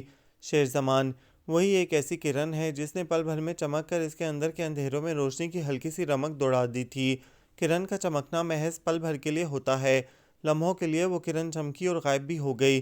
یاسر، اس کا بیٹا اور اس کی بیوی، وہ اپنے بیٹے اور اپنی نصف بہتر کے ساتھ یقیناً خوشگوار زندگی گزار رہا ہوگا۔ اسے اس ان دیکھی لڑکی پر رشک آ گیا جس کی قسمت میں شیر زمان جیسا شخص، مخلص، مہربان، ہمدرد اور دھیمے لہجے والا، جس کی آنکھوں کی روشنیاں منزل کا پتہ دیتی ہیں، جس کے لبوں کی دھیمی مسکان اجلی راہوں کی نشاندہی کر دیتی ہے، اور پھر کبھی سامنے آ کر ذرا یہ بات بتا، اب کہاں ہوگی میرے دوست ملاقات بتا، تو عالم ہے سمجھتا ہے کتابوں کی زباں، میرا چہرہ بھی کبھی پڑھ میرے حالات بتا، بس ہو جائے مجھے میری محبت حاصل، تو کوئی ایسی دعا ایسے مناجات بتا۔ بے وقوف ایسی اجنبی جو ذرا دیر کو بھٹکتا اس طرف آ نکلا، اس سے اتنی امیدیں وابستہ کر لینا پاگل پن ہے۔ زندگی کسی تربیہ فلم کا نام نہیں، نہ ہی ایسے ناول کا جس میں اچانک کوئی اجنبی ہیرو انٹری مار کر حالات کا رخ بدل دیتا ہے اور سارے کردار خوشی خوشی زندگی گزارتے ہیں۔ زندگی کا ڈسا تو پانی نہیں مانگتا، اور دادا جان شاید کمرے سے باہر آ گئے تھے، ان کی آواز آ رہی تھی، وہ احمد دین کو پکار رہے تھے۔ جی دادا جان، وہ اپنے چہرے پر بشاشت پیدا کرتے نیچے اتر آئی۔ یہ احمد دین کہاں گیا؟ شیر زمان صاحب کے ساتھ گیا ہے۔ آپ کیوں باہر آ گئے؟ ٹھنڈ ہو رہی ہے، آپ کو سردی لگ گئی تو؟ اندر کمرے میں دل گھبرا رہا تھا، مجھے آواز دے لی ہوتی۔ وہ شیطان چلا گیا۔ وہ یقیناً افتخار کے بارے میں پوچھ رہے تھے۔ افتخار کے ذکر پر ثانیہ کی آنکھوں میں دھند اتر آئی۔ اس ذلیل آدمی نے اس کے ساتھ کیا سلوک کیا؟ اگر وہ دادا جان کو بتا دیتی تو انہیں یقینی طور پر ذہنی دھچکا پہنچتا۔ اندر ڈرائنگ روم کی خاموشی بتا رہی ہے کہ وہ سب لوگ چاہ چکے۔ جی دادا جان، شکر ہے یہ مصیبت تو ٹلی، لیکن وہ افتخار، میں حاضر ہوں جناب۔ وہ مسکراتا زہر لگ رہا تھا۔ بزرگوار، مجھے آپ سے ضروری بات کرنی ہے۔ وہ بڑے مزے سے سامنے صوفے پر ٹک گیا۔ ثانیہ کی پیشانی پر بل ابھر آئے۔ دادا جان کا چہرہ سخت ہو گیا۔ وہی شخص کو یہاں سے نکل جانے کو بھی نہیں کہہ سکتے تھے۔ کیسی بے بسی ہے ان کی، اپنی حویلی، اور وہ اس ناپسندیدہ شخص کو نکال باہر کرنے پر بااختیار نہیں۔ اگلے جمعے کو میں ثانیہ سے نکاح کر رہا ہوں، اس کے لیے میں آپ سے تفصیلات طے کرنا چاہتا ہوں۔ حویلی کی نیلامی اگلے جمعے تک موقوف رہے گی، اور ثانیہ، نکاح کے بعد میں آپ کو اس نیلامی کے چکر سے آزاد کر دوں گا۔ کاغذات وغیرہ کا تبادلہ تبھی ہوگا۔ اور کیسی ننگی تلوار اس خبیث نے ان کے سر پر ٹکا رکھی تھی؟ حویلی کی نیلامی، اور سنیے، نکاح میں زیادہ بھیڑ بھاڑ پسند نہیں کروں گا، بس افراد خانہ ہوں گے، اور آپ کی طرف سے بھی کوئی نہیں ہوگا۔ نکاح کے بعد میں ریسیپشن کسی ہوٹل میں دے دوں گا۔ دادا جان کی گرفت ویل چیئر کے ہتھے پر سخت ہو گئی۔ ان کے ہاتھ پاؤں ثانیہ کے فیصلے نے کاٹ دیے تھے۔ اگر وہ اس شخص کے لیے حامی نہ بھرتی تو وہ حویلی کی نیلامی کی پرواہ کیے بغیر اسے دھکے دے کر باہر نکلوا دیتے۔ پھر بھی وہ بولے ضرور، نکاح کی اتنی جلدی کیا ہے، آرام سے ہوتا رہے گا۔ دادا جان کی بات پر وہ مکروہ انداز میں ہنسا۔ بزرگوں، میں نے کچی گولیاں نہیں کھیلیں، میں پکے کام کرنے کا عادی ہوں، اور جس کام میں دیر ہو جائے وہ کام ادھورا ہی رہتا ہے، اس لیے نکاح اگلے جمعہ ہی ہوگا، ورنہ دوسرے معنوں میں اس حویلی کی نیلامی کو نہیں روک سکوں گا۔ مجھے حویلی کی نیلامی کی دھمکی مت دو۔ تمہارے ساتھ نکاح کا فیصلہ ثانیہ کی حماقت ہے، گو یہ حماقت اس نے خاندان کی عزت بچانے کے لیے کی ہے، لیکن میں اپنی بچی کی خوشیوں پر سب کچھ قربان کر سکتا ہوں، اور دادا جان پلیز، ثانیہ کا لہجہ کانپ رہا تھا، بیٹی تم اس شخص کو انکار کر دو، میں ہر طرح کی ذلت جھیل لوں گا، لیکن تمہاری زندگی کی بربادی، دادا جان میں خوش ہوں، آپ میرا یقین کریں، یہ سب تم میرے لیے کر رہی ہو ثانیہ، کیا یہ بہتر نہیں کہ میں مر جاؤں؟ نہ میں ہوں گا اور نہ تم خود کو اس طرح تباہ کرو گی۔ اور دادا جان، وہ رو پڑی، آپ ایسی باتیں کیوں کر رہے ہیں؟ آپ کی زندگی مجھے اپنی جان سے زیادہ عزیز ہے، اس تپتی زیست میں آپ کی ذات میرے لیے چھاؤں کی حیثیت رکھتی ہے، آپ کے بعد کون ہے میرا؟ میں بہت خوش ہوں دادا جان۔ افتخار صاحب اچھے انسان ہیں، ان کے پاس کسی چیز کی کمی نہیں، اتنی جائیداد ہے، بینک بیلنس، شادی کے بعد ایک لڑکی جن آسائشوں کی خواہش کر سکتی ہے وہ تمام آسائشیں مجھے میسر ہوں گی۔ میں نے یہ فیصلہ کسی ذہنی دباؤ کے تحت نہیں کیا، میں نے اپنا مستقبل محفوظ کیا ہے دادا جان، آپ میری طرف سے بے فکر ہو جائیں، افتخار میرا بہت خیال رکھیں گے۔ کیوں افتخار؟ اس نے بھیگی آنکھوں سے افتخار کی طرف دیکھا، دل و جان سے۔ وہ پانچے پھیلاتے ہوئے بولا۔ دادا جان کا سر جھکا تھا، انہوں نے بال دھوپ میں سفید نہیں کیے۔ مجھے اگلے جمعے کو نکاح منظور ہے افتخار صاحب، آپ نے جو انتظام کرنا ہے کر لیجئے۔ اس نے اپنا لہجہ ٹوٹنے نہیں دیا۔ مگر آپ کے یہ بزرگ تو مان نہیں رہے، افتخار بولا۔ وہ راضی ہیں، آپ بس انتظام کر لیں۔ تھینک یو، تم نے خاصی عقل مندی کا ثبوت دیا ہے، ورنہ… وہ اپنا جملہ ادھورا چھوڑ کر اس لڑکی کی جانب دیکھنے لگا جو بے حد حسین تھی اور جس کی آنکھوں میں پانی جھلملا رہا تھا۔ اس دم مین ڈور کھلا۔ پہلے احمد دین کی صورت نمودار ہوئی، اس کے عقب میں شیر زمان اور 5 سالہ ایک بچہ، خاصا خوش شکل، غالباً اپنے باپ کی شباہت تھی اس میں۔ پورا بھگو ڈالا مجھے۔ کیا مجھے ساتھ بھیجنا لازمی تھا؟ راستہ تو ان صاحب کو خود بھی آتا تھا۔ میں جا رہا ہوں باورچی خانے میں اپنے لیے چائے بنانے، کسی اور کے لیے چائے بالکل نہیں بناؤں گا، مروا دیا اتنی ٹھنڈ میں۔ احمد دین نان سٹاپ بولتا کچن کی طرف چلا گیا۔ آپ دوبارہ تشریف لے آئے؟ افتخار کا منہ بن گیا۔ جی مجھے اس حویلی سے لگاؤ سا ہو گیا ہے، شیر زمان نے مسکراتے ہوئے کہا۔ مفت کی خاطرداری جو مل رہی ہے یہاں، وہ دان پیستے بولا۔ افتخار صاحب آپ میرے مہمان کی انسلٹ نہیں کر سکتے، ثانیہ بولی۔ افتخار کے لب بھینچ گئے۔ یہی یاسر ہے، وہ بچے کی طرف بڑھی۔ جی ہیلو بیٹا۔ ثانیہ نے بچے کو ساتھ لگا لیا۔ اتنا پیارا بچہ تھا، اس کی آنکھوں میں شرارت کی چمک تھی۔ بچہ اس کے قریب آتے ذرا نہیں جھجکا۔ اس نے اسے ساتھ لگایا، وہ اس کے گلے سے لگ گیا۔ آنٹی آپ نے اتنی دیر ڈیڈی کو روکے رکھا، میں بھی سوچ رہا تھا کہ آخر ایسی کون سی بات ہو گئی جو ڈیڈی گھر کا راستہ بھول گئے۔ وہ ذرا کی ذرا جھنپی۔ اس نے سر پٹا کر پہلے دادا جان کی طرف دیکھا، وہ کسی سوچ میں تھے، پھر شہ زمان کی طرف دیکھا، وہ سر جھکائے کھڑکی سے باہر دیکھ رہا تھا تیز برستی بارش کو۔ آنٹی ڈیڈی بتا رہے تھے کہ آپ نے روک رکھا تھا۔ ہاں میں نے۔ وہ سمجھ نہیں پا رہی تھی اس کی باتوں کا کیا جواب دے۔ یہ بچے دوسروں کے گرد تنے پردے کتنی آسانی سے کھینچ ڈالتے ہیں۔ آپ مجھ سے دوستی کریں گی آنٹی؟ میں ڈیڈی سے زیادہ اچھا دوست ثابت ہوں گا۔ ثانیہ نے بنا سوچے سمجھے اس کی جانب ہاتھ بڑھا دیا۔ تو چلیے آپ کے کمرے میں چلتے ہیں، ڈھیر ساری باتیں کریں گے۔ آپ چائے پئیں گے؟ ثانیہ نے پوچھا۔ ڈیڈی کو آپ کے ہاتھ کی بنی چائے پسند ہے، یاسر اس کے کان میں بولا۔ شرارتی بچے، وہ اتنا ہی کہہ سکی۔ میں خاصا عقل مند ہوں آنٹی، آپ کو آہستہ آہستہ پتہ چل جائے گا۔ چلیے ہم دونوں کچن میں چلتے ہیں، اگر آپ کہیں گی تو میں چائے بنانے میں آپ کی ہیلپ کر دوں گا۔ میں ڈیڈی کی اکثر ہیلپ کرتا ہوں، میں ٹوسٹر میں سلائس بھی گرم کر لیتا ہوں اور انڈا فرائی بھی کر لیتا ہوں۔ وہ ہنس دی۔ اچھا تو پھر تم تو خاصے سگڑ بچے ہو۔ میں بچہ نہیں ہوں آنٹی، پورے 8 سال کا ہوں۔ یاسر کے جواب پر وہ خاصی محظوظ ہوئی۔ اسے لگا جیسے یاسر کی باتوں سے اس کی طبیعت پر پھیلی مردنی معدوم ہو رہی ہے۔ وہ اس کے ساتھ کچن میں آ گئی۔ احمد دین چائے بنا رہا تھا۔ یقیناً آپ چائے کے لیے آئی ہیں، لیکن چائے نہیں ملے گی۔ وہ اونچے سٹول پر بیٹھا چائے کی چسکیاں بھر رہا تھا۔ تم چپ کے بیٹھے رہو، ہم خود چائے بنا لیں گے۔ یہ آپ جمع کب سے ہو گئیں؟ بھائی یاسر بھی ساتھ ہے۔ او آپ نے اس لڑکے کو بھی سر چڑھا لیا، مجھے یہی امید تھی۔ آپ بولتے بہت ہیں، تمام راستے آپ میرے اور ڈیڈی کے کان کھاتے آئے ہیں۔ آنٹی انہیں تو کچھ اور کھانے کی ضرورت بھی نہیں پڑتی ہوگی، کان کھا کھا کر ان کا پیٹ بھر جاتا ہوگا۔ یاسر بولا۔ تم بھی کچھ کم کان نہیں کھاتے؟ راستے بھر تم نے جو میرا بھیجا کھایا، میرا دماغ چاٹا۔ احمد دین بھلا کہاں ادھار رکھتا؟ احمد دین بچوں کا تو کم از کم لحاظ کر لیا کرو۔ چلو تم چائے کے برتن نکالو، بلکہ ایسا کرو پہلے دادا جان کو ان کے کمرے میں چھوڑ آؤ، انہیں بستر پر لٹا کر کمبل اڑا دینا۔ وہ جتنی دیر وہاں موجود رہیں گے اس شخص کی صورت انہیں پریشان کرتی رہے گی۔ احمد دین چلا گیا۔ آنٹی آپ یہاں اکیلی رہتی ہیں؟ اکیلی کہاں، دادا جان ساتھ ہیں۔ میرا مطلب آپ کا کوئی بہن یا بھائی یا والدین نہیں ہیں؟ میں بھی اپنی ڈیڈی کے ساتھ تنہا رہتا ہوں، میں نے ممی کی صورت آج تک نہیں دیکھی۔ ڈیڈی بتاتے ہیں وہ میری پیدائش کے وقت اللہ تعالیٰ کے پاس چلی گئیں، اور ڈیڈی بہت اچھے ہیں، وہ میرا بہت خیال رکھتے ہیں، لیکن مجھے ممی کی کمی بہت محسوس ہوتی ہے۔ ڈیڈی جب آفس جاتے ہیں تو مجھے دوپہر کا کھانا تنہا کھانا پڑتا ہے، اسکول سے مجھے رمضان لے کر آتا ہے۔ اور آنٹی آپ کو نہیں پتہ، مجھے بارش میں بہت ڈر لگتا ہے۔ ابھی جب ڈیڈی گھر نہیں پہنچے تھے میں بہت ڈر رہا تھا۔ میرا دوست بابی جب بارش میں ڈرتا ہے تو اپنی ممی کی گود میں چھپ جاتا ہے، لیکن میرا کوئی نہیں ہے آنٹی، بس ڈیڈی ہیں۔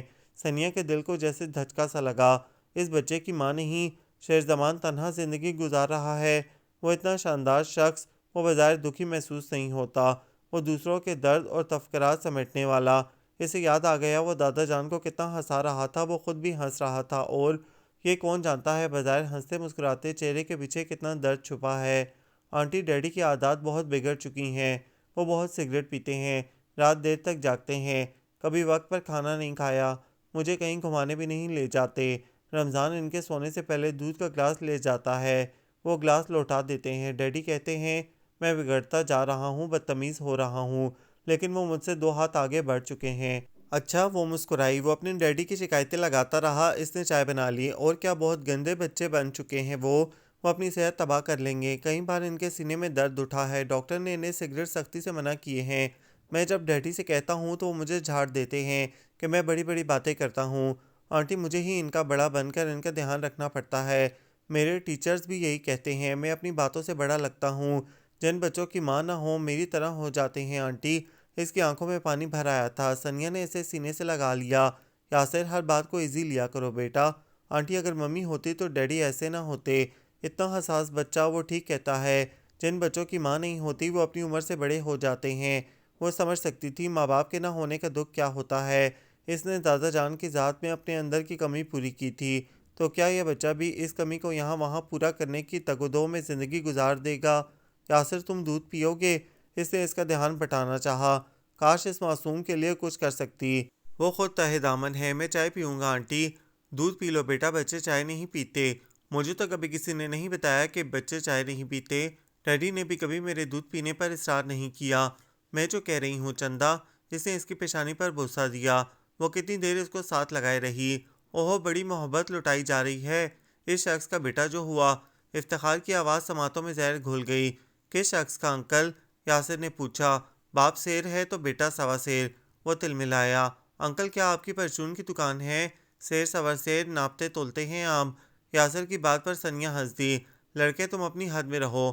باپ نے تمہیں کوئی تمیز نہیں سکھائی کہ بڑوں سے کیسے بات کرتے ہیں؟ اور آپ کے باپ نے بھی آپ کو کوئی تمیز نہیں سکھائی کہ بچوں سے کیسے بات کرتے ہیں؟ وہ بڑا حاضر جواب تھا۔ ثانیہ تم ان لوگوں کو جلد از جلد یہاں سے فارغ کرو۔ میں ہر ایرے غیرے کی موجودگی قطعاً برداشت نہیں کر سکتا۔ کان کھول کر سن لو، تمہاری ہر حرکت پسند و ناپسند میرے اختیار میں ہے۔ اگر میری مرضی کے خلاف جاؤ گی تو نقصان تمہارا ہوگا۔ وہ چپ رہ گئی۔ آنٹی یہ آپ کے کون ہوتے ہیں؟ اتنے خونخوار ہیں؟ میرے پاس کئی سٹوری بکس ہیں، یہ مجھے اس کے بھوت لگتے ہیں۔ ڈراؤنی کہانیاں نہیں پڑھتے بیٹا، ثانیہ نے سنجیدہ ہو کر کہا، جبکہ افتخار کا چہرہ لال بھبوکا ہو گیا۔ پہلے اس لڑکے کے باپ نے اس کی انسلٹ کی اور اب یہ لڑکا چلا آیا۔ اگر ثانیہ سامنے نہ ہوتی تو وہ اسے ایک دھپڑ ضرور ہی جڑ دیتا۔ انکل اگر آپ اجازت دیں تو میں آپ کو دکھانے اپنے دوستوں کو لے آؤں؟ وہ افتخار سے مخاطب تھا۔ کس لیے؟ میرے دوستوں کو بھی بھوت دیکھنے کا بہت شوق ہے۔ وہ یاسر کی بات کا جواب دیے بغیر جھنجھلاتا واپس پلٹ گیا۔ یاسر پوچھ رہا تھا، آنٹی یہ ہیں کون؟ جانے تو بیٹا۔ وہ چائے کی ٹرے اٹھا کر لاؤنج میں آ گئی۔ دادا جان وہاں نہیں تھے۔ یقیناً احمد دین ان کے کمرے میں تھا۔ افتخار صوفے پر سخت چہرہ لیے بیٹھا تھا۔ شیر زمان کو چائے دینے کے بعد اس نے افتخار کو چائے کا کپ تھمایا۔ میرا دودھ کا گلاس؟ یاسر بولا۔ تم دودھ پیو گے یاسر؟ شیر زمان نے حیرت سے آنکھیں پھیلائیں۔ وہ بے انتہا ضدی بچہ رمضان دودھ کا گلاس لاتا تو منہ بنا لیتا تھا۔ وہ اس کے ہاتھوں سے بھی دودھ نہیں پیتا تھا، اور یہاں بچہ بنا دودھ کا گلاس تھامے بیٹھا تھا۔ یس ڈیڈی، دودھ صحت کے لیے اچھا ہوتا ہے۔ واقعی؟ جی بے فکر رہیں، آنٹی آپ کو بھی ٹھیک کر دیں گی۔ یاسر کی بات پر ثانیہ کے ہاتھوں میں پکڑا کپ واضح انداز میں لرزا۔ تھوڑی سی چائے اس کے کپڑوں پر جھلک آئی، جبکہ شیر زمان نے سادگی سے کہا، یاسر ذرا باتونی ہے اور شرارتی بھی، پلیز آپ اس کی باتوں کو برا نہ منائیے گا ثانیہ جی، بچہ ہے تو اسے تمیز سکھائیے۔ افتخار جل کر بولا، میں تمیز آپ سے سیکھوں گا انکل؟ یاسر نے آنکھیں گھمائی تھیں۔ بدتمیز۔ افتخار اٹھ کر برآمدے کی طرف چلا گیا۔ ڈیڈی آپ چپ کیوں ہیں؟ سارے راستے آپ آنٹی کی تعریفیں کرتے آئے اور اب ان کے سامنے آ کر آپ کی سٹی گم ہو گئی، باتیں کیجیے نا۔ یاسر تم چپ نہیں رہ سکتے۔ ڈیڈی میں نے آنٹی کو بتا دیا ہے کہ آپ سگریٹ بہت پیتے ہیں اور آنٹی کو سگریٹ بالکل پسند نہیں۔ ثانیہ جی آئیے ہم بالکنی میں چلتے ہیں۔ وہ یاسر کی بک بک سے عاجز آ گیا۔ آپ گیلری میں جائیں، میں ذرا افتخار انکل سے گپ شپ لڑا ہوں۔ وہ برآمدے کی طرف چلا گیا۔ سوری ثانیہ جی، یاسر کی باتوں پر میں معافی چاہتا ہوں۔ شیر زمان نے دیکھا وہ بہت چپ تھی، اس کی آنکھوں میں سناٹے تھے۔ بچہ ہے، جانے دیں۔ دراصل شائستہ کے بعد یاسر پر میں نے کبھی کوئی روک ٹوک نہیں رکھی۔ بن ماں کے بچے کے احساسات سمجھنا مشکل ہے، اس کی پرورش آسان مرحلہ نہیں۔ وہ اپنی عمر سے بڑی بڑی باتیں کرتا ہے، بہت سوچتا ہے، میں اسے زیادہ دیر تنہا نہیں رہنے دیتا۔ ہر قدم پر اسے ماں کی کمی محسوس ہوتی ہے، خاصا ضدی بھی ہو گیا ہے۔ میں اس کی طرف سے خاصا پریشان ہوں، جانے کیسے سنبھل پائے گا وہ۔ کل اس کی سالگرہ ہے اور وہ انہونی ضد باندھے بیٹھا ہے۔ کیسی ضد؟ کہتا ہے اس سالگرہ پر اسے ماں کا تحفہ دوں۔ اب کون بتائے اسے کہ ممتا بازار میں تھوڑا بکتی ہے، دکانوں پر ملتی ہے کیا جو لپک کر لے آؤں؟ اس لڑکے نے تو مجھے پریشان کر ڈالا۔ اسکول میں پیرنٹس ڈے ہو تو میری شامت آ جاتی ہے، کہتا ہے ممی کو ساتھ لے کر آیا کروں۔ اس کی ایسی باتیں مجھے پریشان کر دیتی ہیں۔ بچے کی پرورش کے لیے کسی عورت کی نگرانی لازمی ہے، ورنہ بچہ بگڑ جاتا ہے۔ یہاں آپ کی موجودگی میں وہ دودھ آسانی سے پی گیا، لیکن گھر میں اور رمضان اسے سر پٹکنے پر بھی دودھ نہیں پلا سکتے۔ یاسر کہتا ہے آپ بھی خاصے بگڑ چکے ہیں۔ وہ مسکرائی، ایک سایہ سا شیر زمان کی آنکھوں میں لہرا گیا، اس میں ہلال کا دھواں جیسے اس کے چہرے پر پھیل گیا۔ شائستہ اس کے بغیر وہ کتنا تنہا ہے، کون ہے جو اس کی زندگی کا خلا پر کر پائے گا، کون ہے جو اس کے اندر کی تنہائیاں بانٹ سکے گا؟ وہ بگڑ گیا ہے، اس کی عادتیں بگڑ گئی ہیں، وہ سنوارنے والے ہاتھ کھو گئے۔ شائستہ وہ اس کی پسند تھی، وہ اس کی محبت تھی اور چچا زاد بھی۔ ان دونوں کی شادی باہمی پسند کا نتیجہ تھی۔ ان کے درمیان ظالم سماج تو نہ آیا، موت کا بے رحم پنجہ اسے جھپٹ کر لے گیا۔ 2 سال کا عرصہ شائستہ کے ساتھ پلک جھپکتے میں گزر گیا۔ وہ اس کی ہمنوا، اس کی دم ساز، وہ اسے محبت کی نشانی سونپ کر فنا ہو گئی۔ وہ شائستہ سے دوری پر بے حد تڑپا۔ بہت سی راتیں اس نے بھیگی پلکوں سمیت کاٹی، لمبی راتیں جن کا اندھیرا ابھی تک معدوم نہیں ہو پایا۔ حالانکہ اماں نے کہا تھا دوسری شادی کر لو بیٹا، ماں کی بات نے جیسے اس کے دل پر چھری چلائی۔ شائستہ نہیں تو کوئی دوسری بھی نہیں، وہ اس کی یادوں کے سنگ زندگی گزارے گا۔ نہیں اماں، میں شائستہ کو نہیں بھلا سکتا۔ مت بھول اسے، لیکن اپنے بیٹے کا خیال کر، کیسے پال سکے گا اسے؟ کیا اسے ماں کی کمی کا احساس نہیں ہوگا؟ اس کی تربیت کے لیے کسی عورت کی ضرورت ہے شہری۔ تو کام پر چلا جائے گا تو کیا آیا اس کی صحیح دیکھ بھال کر پائے گی؟ میری بات مان لے بیٹا، شادی کر لے، اپنے لیے نہ صحیح اپنے بیٹے کے لیے۔ اماں میرا دل نہیں مانتا۔ ضد نہیں کرتے پتر، اماں نے زور دیا۔ اماں فی الوقت نہیں، جب میرا دل راضی ہوگا تو یاسر کے لیے ماں لے آؤں گا۔ اس نے ٹالا۔ مجھے پتا ہے تو ٹال رہا ہے۔ وہ ماں کی باتیں سنی انسنی کر دیتا، لیکن جیسے جیسے یاسر بڑا ہوا، وہ اسکول جانے لگا تو اس کے سوالات اسے پریشان کر دیتے۔ وہ دفتر سے لوٹتا تو ضد کرتا، اکثر اسے روتا ملتا، کبھی چیزیں اٹھا کر پٹخ دیتا، ایڑیاں رگڑ رگڑ کر روتا، مجھے ممی لا دیں۔ اکثر و بیشتر یہی جملہ اس کے لبوں سے پھسلتا۔ کبھی سالگرہ ہوتی یا رات سونے کا مسئلہ ہوتا، اسکول میں پیرنٹس ڈے ہوتا یا کھانے کا وقت، میں ممی کے ہاتھ سے کھانا کھاؤں گا، بیٹا ضد نہیں کرتے، میں ممی کے پاس جاؤں گا۔ وہ خوب روتا تھا۔ وہ سر پکڑ کر بیٹھ جاتا۔ اماں ٹھیک کہتی ہیں، یاسر کو کم از کم ماں کی ضرورت ہے، اس کی تربیت کے لیے ممتا کی ضرورت ہے۔ وہ اس موضوع پر سوچتا تھا، مگر اس کا دل نہیں مانتا تھا۔ یاسر کے لیے اسے اپنے دل و دماغ کو ضرور ہی سمجھانا ہوگا۔ اس کی زندگی میں کوئی چام نہیں، کوئی کشش نہیں۔ وہ رات گئے تک جاگتا تھا، سگریٹ سے اپنی روح چلاتا، سلگاتا۔ وہ خود کو کام میں بے حد تھکا ڈالتا تھا، لیکن وہ اب جیسے کانچ کے ٹکڑوں پر چلتے چلتے تھک گیا تھا۔ پپوٹوں میں درد اتر آیا تھا، اس کے اندر اذیتیں اور سفر کی تھکن بھر گئی تھی۔ کوئی ہو جو اس کی سلگتی آنکھوں پر اپنے ٹھنڈے ہاتھ رکھ دے، کوئی ہو جو اس کے وجود سے تھکن کا احساس مٹا دے۔ وہ تنہا سفر کی صحبتیں برداشت کرتے شل ہو گیا تھا۔ تھکن نے اس کے وجود کا گھیراؤ کر لیا تھا، اور بارشوں سے بھیگی اس شام میں وہ جب اس حویلی میں آیا تو اس لڑکی کو دیکھ کر اس کا ذہن و دل یکساں چونکا۔ وہ پھوار ایسے لہجے والی، وہ نرم مزاج اور مخلص لڑکی، وہ ہمدرد اور مہربان، اس جیسی کوئی لڑکی ہی اس کی زندگی کی تلخیوں کو دور کر دے تو وہ اسے اپنی سی لگتی تھی، بے حد قریب، درد بانٹنے والی۔ اس کا دل چاہتا تھا وہ اس لڑکی کے سامنے اپنا آپ کھول کر رکھ دے، اپنے اندر کی ساری تنہائیاں بانٹ لے، اور یاسر کہتا ہے آپ اس پر توجہ نہیں دیتے، وہ کہہ رہی تھی۔ وہ چونکا۔ جی کچھ کہا؟ ایک بات کہوں، اگر آپ برا نہ منائیں تو میں آپ کی کسی بات کا برا نہیں مان سکتا۔ بعض جملے از خود لبوں سے پھسل پڑتے ہیں۔ آپ یاسر پہ توجہ دیں، آپ کی عدم توجہی اس کی شخصیت میں خلا چھوڑ دے گی۔ وہ بچہ ہے، اس کی ماں نہیں ہے۔ اگر آپ بھی اس سے لاپرواہ ہو گئے تو اس کی ذات کیا توڑ پھوڑ کا شکار نہیں ہو جائے گی؟ والدین کی کمی کیسی اذیت دیتی ہے، یہ مجھ سے بہتر کون جان سکتا ہے؟ میرے دادا جان نے مجھے کسی کمی کا احساس نہیں ہونے دیا، لیکن ایک محرومی ہے جو میرے اندر پوشیدہ ہے، اور وہ اسے دیکھے گیا۔ یہ ہر ایک کے لیے اتنی اپنائیت کیوں رکھتی ہے؟ یہ ہر ایک کے لیے اس قدر پریشان کیوں ہو جاتی ہے؟ شیر زمان صاحب، آپ یاسر کے لیے ماں کیوں نہیں لے آتے؟ آپ کو کس چیز کی کمی ہے؟ کوئی بھی لڑکی بخوشی آپ کی شریک حیات بننے پر راضی ہوگی۔ یاسر، ڈیڈی! اسی دم یاسر آ گیا۔ جی بیٹا ڈیڈی، مجھے یاد آیا، ہم کل آنٹی کو اپنے گھر بلا لیتے ہیں، کل میری برتھ ڈے ہے نا، آپ خود انوائٹ کرو بیٹا۔ وہ مسکرایا۔ کیوں آنٹی، آپ آئیں گی نا؟ وہ ثانیہ کی طرف گھوما۔ میں؟ آنٹی اگر آپ نہ آئیں تو میں کیک نہیں کاٹوں گا۔ ہر سالگرہ پر میں اکیلا ہوتا ہوں، سب بچوں کی ماں ہے، میرے سارے دوست اپنی ماں کی باتیں بتاتے ہیں، اور میں؟ ڈیڈی مجھے ممی لا کر نہیں دیتے۔ آنٹی، کیا آپ میرے لیے ممی لا سکتی ہیں؟ کل آپ مجھے ممی کا گفٹ دیں پلیز آنٹی۔ وہ مچل رہا تھا۔ ثانیہ نے اسے گلے سے لگا لیا۔ بیٹا ضد نہیں کرتے۔ آنٹی اگر آپ کل مجھے ممی کا گفٹ نہیں دیں گی تو میں آپ سے بات نہیں کروں گا، کیک بھی نہیں کاٹوں گا، اسکول بھی نہیں جاؤں گا۔ وہ پاؤں پٹکتا بالکنی کی طرف چلا گیا۔ کتنی دیر کمرے میں سناٹا رہا۔ بڑی دیر بعد ثانیہ نے سر اٹھا کر مقابل کو دیکھا۔ وہ جیسے تناؤ میں تھا، شدید ترین کھنچاؤ میں۔ وہ اپنے انگوٹھے سے کنپٹیاں دبا رہا تھا۔ میں اس کی یہ ضد پوری نہیں کر سکتا۔ آپ اس کی یہ خواہش پوری کر سکتے ہیں دوسری شادی کر کے۔ ثانیہ کے لہجے میں ہلکی سی ترشی ابھر آئی۔ کون راضی ہوگا اتنی جلدی اس کے لیے؟ ممی کہاں سے ڈھونڈوں؟ میں اس کی ضدی طبیعت سے واقف ہوں۔ وہ واقعی کیک نہیں کاٹے گا، اسکول بھی نہیں جائے گا۔ میں زندگی کی اس سزا سے تنگ آ چکا ہوں، جن اندھیری راہوں کا میں مسافر ہوں وہاں دور دور تک کسی اجلی کرن کا نام و نشان نہیں۔ میں تھک چکا ہوں ثانیہ، میں اب سستانا چاہتا ہوں۔ آپ کی چائے ٹھنڈی ہو گئی۔ ثانیہ نے اسے جیسے اذیتوں کے بھنور سے باہر نکالنا چاہا۔ کل آپ آئیں گی؟ وہ پوچھ رہا تھا۔ وہ چپ رہ گئی۔ جیسی امید یاسر اسے باندھ گیا تھا، جس تحفے کی فرمائش یاسر نے اس سے کی تھی کیا وہ اسے پورا کر پائے گی؟ بنا تحفے کے یاسر کے سامنے جانا کیا اسے شرمندہ نہیں کرے گا؟ وہ بچہ اسے نئے امتحان میں ڈال گیا، اس کے لیے اس کے اندر جیسے ممتا کے سوتے ابل رہے تھے۔ اگر اس کے ہاتھ پاؤں بندھے نہ ہوتے تو وہ ساری زندگی کے لیے یاسر کو اپنا بنا لیتی، اور وہ بالکنی کی طرف آ گئی۔ یاسر کرسی پر بیٹھا تھا چپ چاپ۔ اس نے یاسر کے کندھوں پر ہاتھ رکھ دیا۔ یاسر نے سر اوپر نہیں اٹھایا۔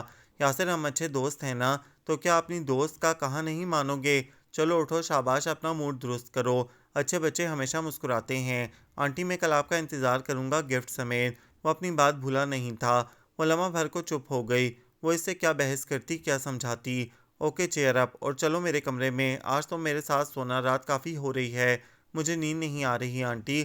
تمہارے ڈیڈی بتا رہے تھے کہ تم بہت دیر میں سوتے ہو، اسی لیے صبح اسکول کے لیے اٹھنے میں تمہیں دیر ہو جاتی ہے۔ چلو شاباش، اٹھو اور بستر پر لیٹو۔ وہ اسے اپنے کمرے میں لے آئی۔ وہ جتنی دیر جاگتا رہا وہ اس کے بالوں میں انگلیاں پھیرتی رہی۔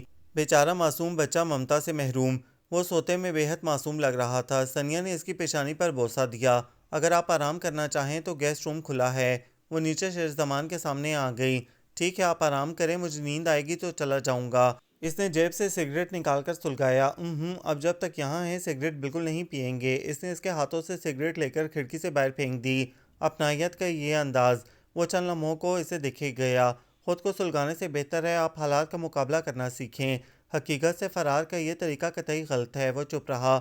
اپنے لیے اس لڑکی کا اتنا تردد اسے جیسے بے حد بھلا لگا۔ اب آپ فضول سوچیں ذہن میں نہیں لائیں گے۔ گیسٹ روم میں جائیے اور جا کر سو جائیے۔ صبح تازہ دم اٹھنے کے لیے سکون کی نیند بے حد ضروری ہے۔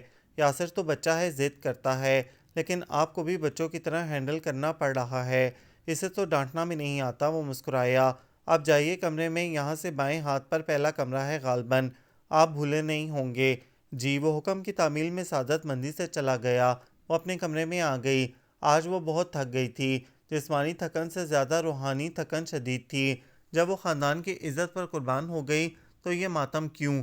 یہ اندر ملال کی پرچھائیاں کیوں؟ وہ سفر کی ان صحبتوں سے آگاہ تھی۔ اسے پتہ تھا اس کی راہوں میں بکھرے پتھر اس کے پیر زخمی کر دیں گے۔ جب سب پہلے سے معلوم ہے تو یوں ملول کیوں؟ اسے کسی نے اس سفر کے لیے مجبور نہیں کیا۔ وہ خود اپنی مرضی سے اس سفر پر نکلی ہے۔ اگر ہمت نہیں تھی تو کیوں قربانی کا سوچا؟ اور دروازہ ہولے سے کھلا اور بند ہو گیا۔ اس وقت کون؟ اس نے چونک کر گردن گھمائی اور جیسے پتھر ہو گئی۔ افتخار کھڑا تھا۔ ثانیہ کے ماتھے پر شکنیں واضح انداز میں ابھر آئیں۔ چہرہ سخت ہو گیا۔ آپ اس وقت؟ وہ سیدھی ہو بیٹھی۔ کیوں میری آمد ناگوار گزری؟ اور اس شخص کے ساتھ گپ شپ لگاتے تمہیں اچھا لگتا ہے؟ میں دیکھ رہا ہوں ثانیہ، تم اس کے قریب ہوتی جا رہی ہو، اور یہ اس کے بچے کو تم نے اپنے بیڈ پر کیوں سلا لیا؟ ان دونوں کو زیادہ لفٹ کرانے کی ضرورت نہیں ہے، نہ ہی اتنی رات کو آپ یہ کہنے آئے ہیں۔ وہ پیچھے پیچھے لہجے میں بولی۔ ثانیہ، تم نے میری بات کا قطعی کوئی نوٹس نہیں لیا۔ کیا باتیں کر رہی تھی تم اس شخص سے؟ اس کی پرسنل لائف میں جھانکنے کی کیا ضرورت تھی؟ کیوں اتنا کرید رہی تھی؟ اسے کیا تعلق ہے تمہارا اس سے؟ اور آخر آپ کہنا کیا چاہتے ہیں؟ ثانیہ کو لگا جیسے اس کا چہرہ گرم ہو رہا ہے۔ تم خوب سمجھ رہی ہو میں کیا کہنا چاہتا ہوں۔ ایک تو تم نے اس آدمی کو میری اجازت کے بغیر یہاں رکھ لیا، اس پر تم اسے کچھ زیادہ ہی توجہ دے رہی ہو۔ مائنڈ یو ثانیہ بیگم، تمہاری ہر سانس پر میرا حق ہے۔ تمہاری ہر حرکت میری پسند و ناپسند کے مطابق ہونی چاہیے، اور فی الحال آپ مجھ پر رعب نہیں جما سکتے۔ کیوں نہیں جما سکتا؟ تم میری ہونے والی بیوی ہو۔ فی الوقت یہ تعلق قائم نہیں ہوا، آپ تشریف لے جا سکتے ہیں۔ اس نے اپنی یخ ہوتی ہتھیلیاں آپس میں رگڑیں۔ کیوں چلا جاؤں؟ جو تمہارا شریک سفر بننے کو ہے اس کا ساتھ تمہیں ناگوار ہے، اور وہ بار بار اس کا نام مت لیں۔ وہ دھیمے سے چلائی تھی۔ اوہو، کیا لگتا ہے تمہارا وہ؟ اور آپ میرے کیا لگتے ہیں؟ وہ برہم تھی۔ بتاؤں کیا لگتا ہوں؟ وہ اس کے بیڈ سے ایک قدم کے فاصلے پر آ رکا۔ ثانیہ سرعت سے بیڈ سے نیچے اتر آئی۔ افتخار صاحب، یہ میرا کمرہ ہے، آپ تمہارے ناطے سے یہ کمرہ میرا بھی ہے، نکال پاؤ گی کیا مجھے؟ وہ اس کے قریب ہوا۔ ثانیہ کا چہرہ لمحہ بھر کو پھیکا پڑ گیا۔ اس شخص کی جسارت اسے ہر بار نئی اذیت سے دوچار کر جاتی۔ وہ اس کی بلیک میلنگ کے طفیل اس کا نام اپنے نام کے ساتھ جوڑنے پر راضی ہو گئی، تو اس کا مطلب یہ نہیں تھا وہ اس کی ہر غلط بات برداشت کر جائے گی۔ حویلی کی نیلامی کا ڈراوا دے کر وہ اس کی زندگی سے کھیلنا چاہتا تھا۔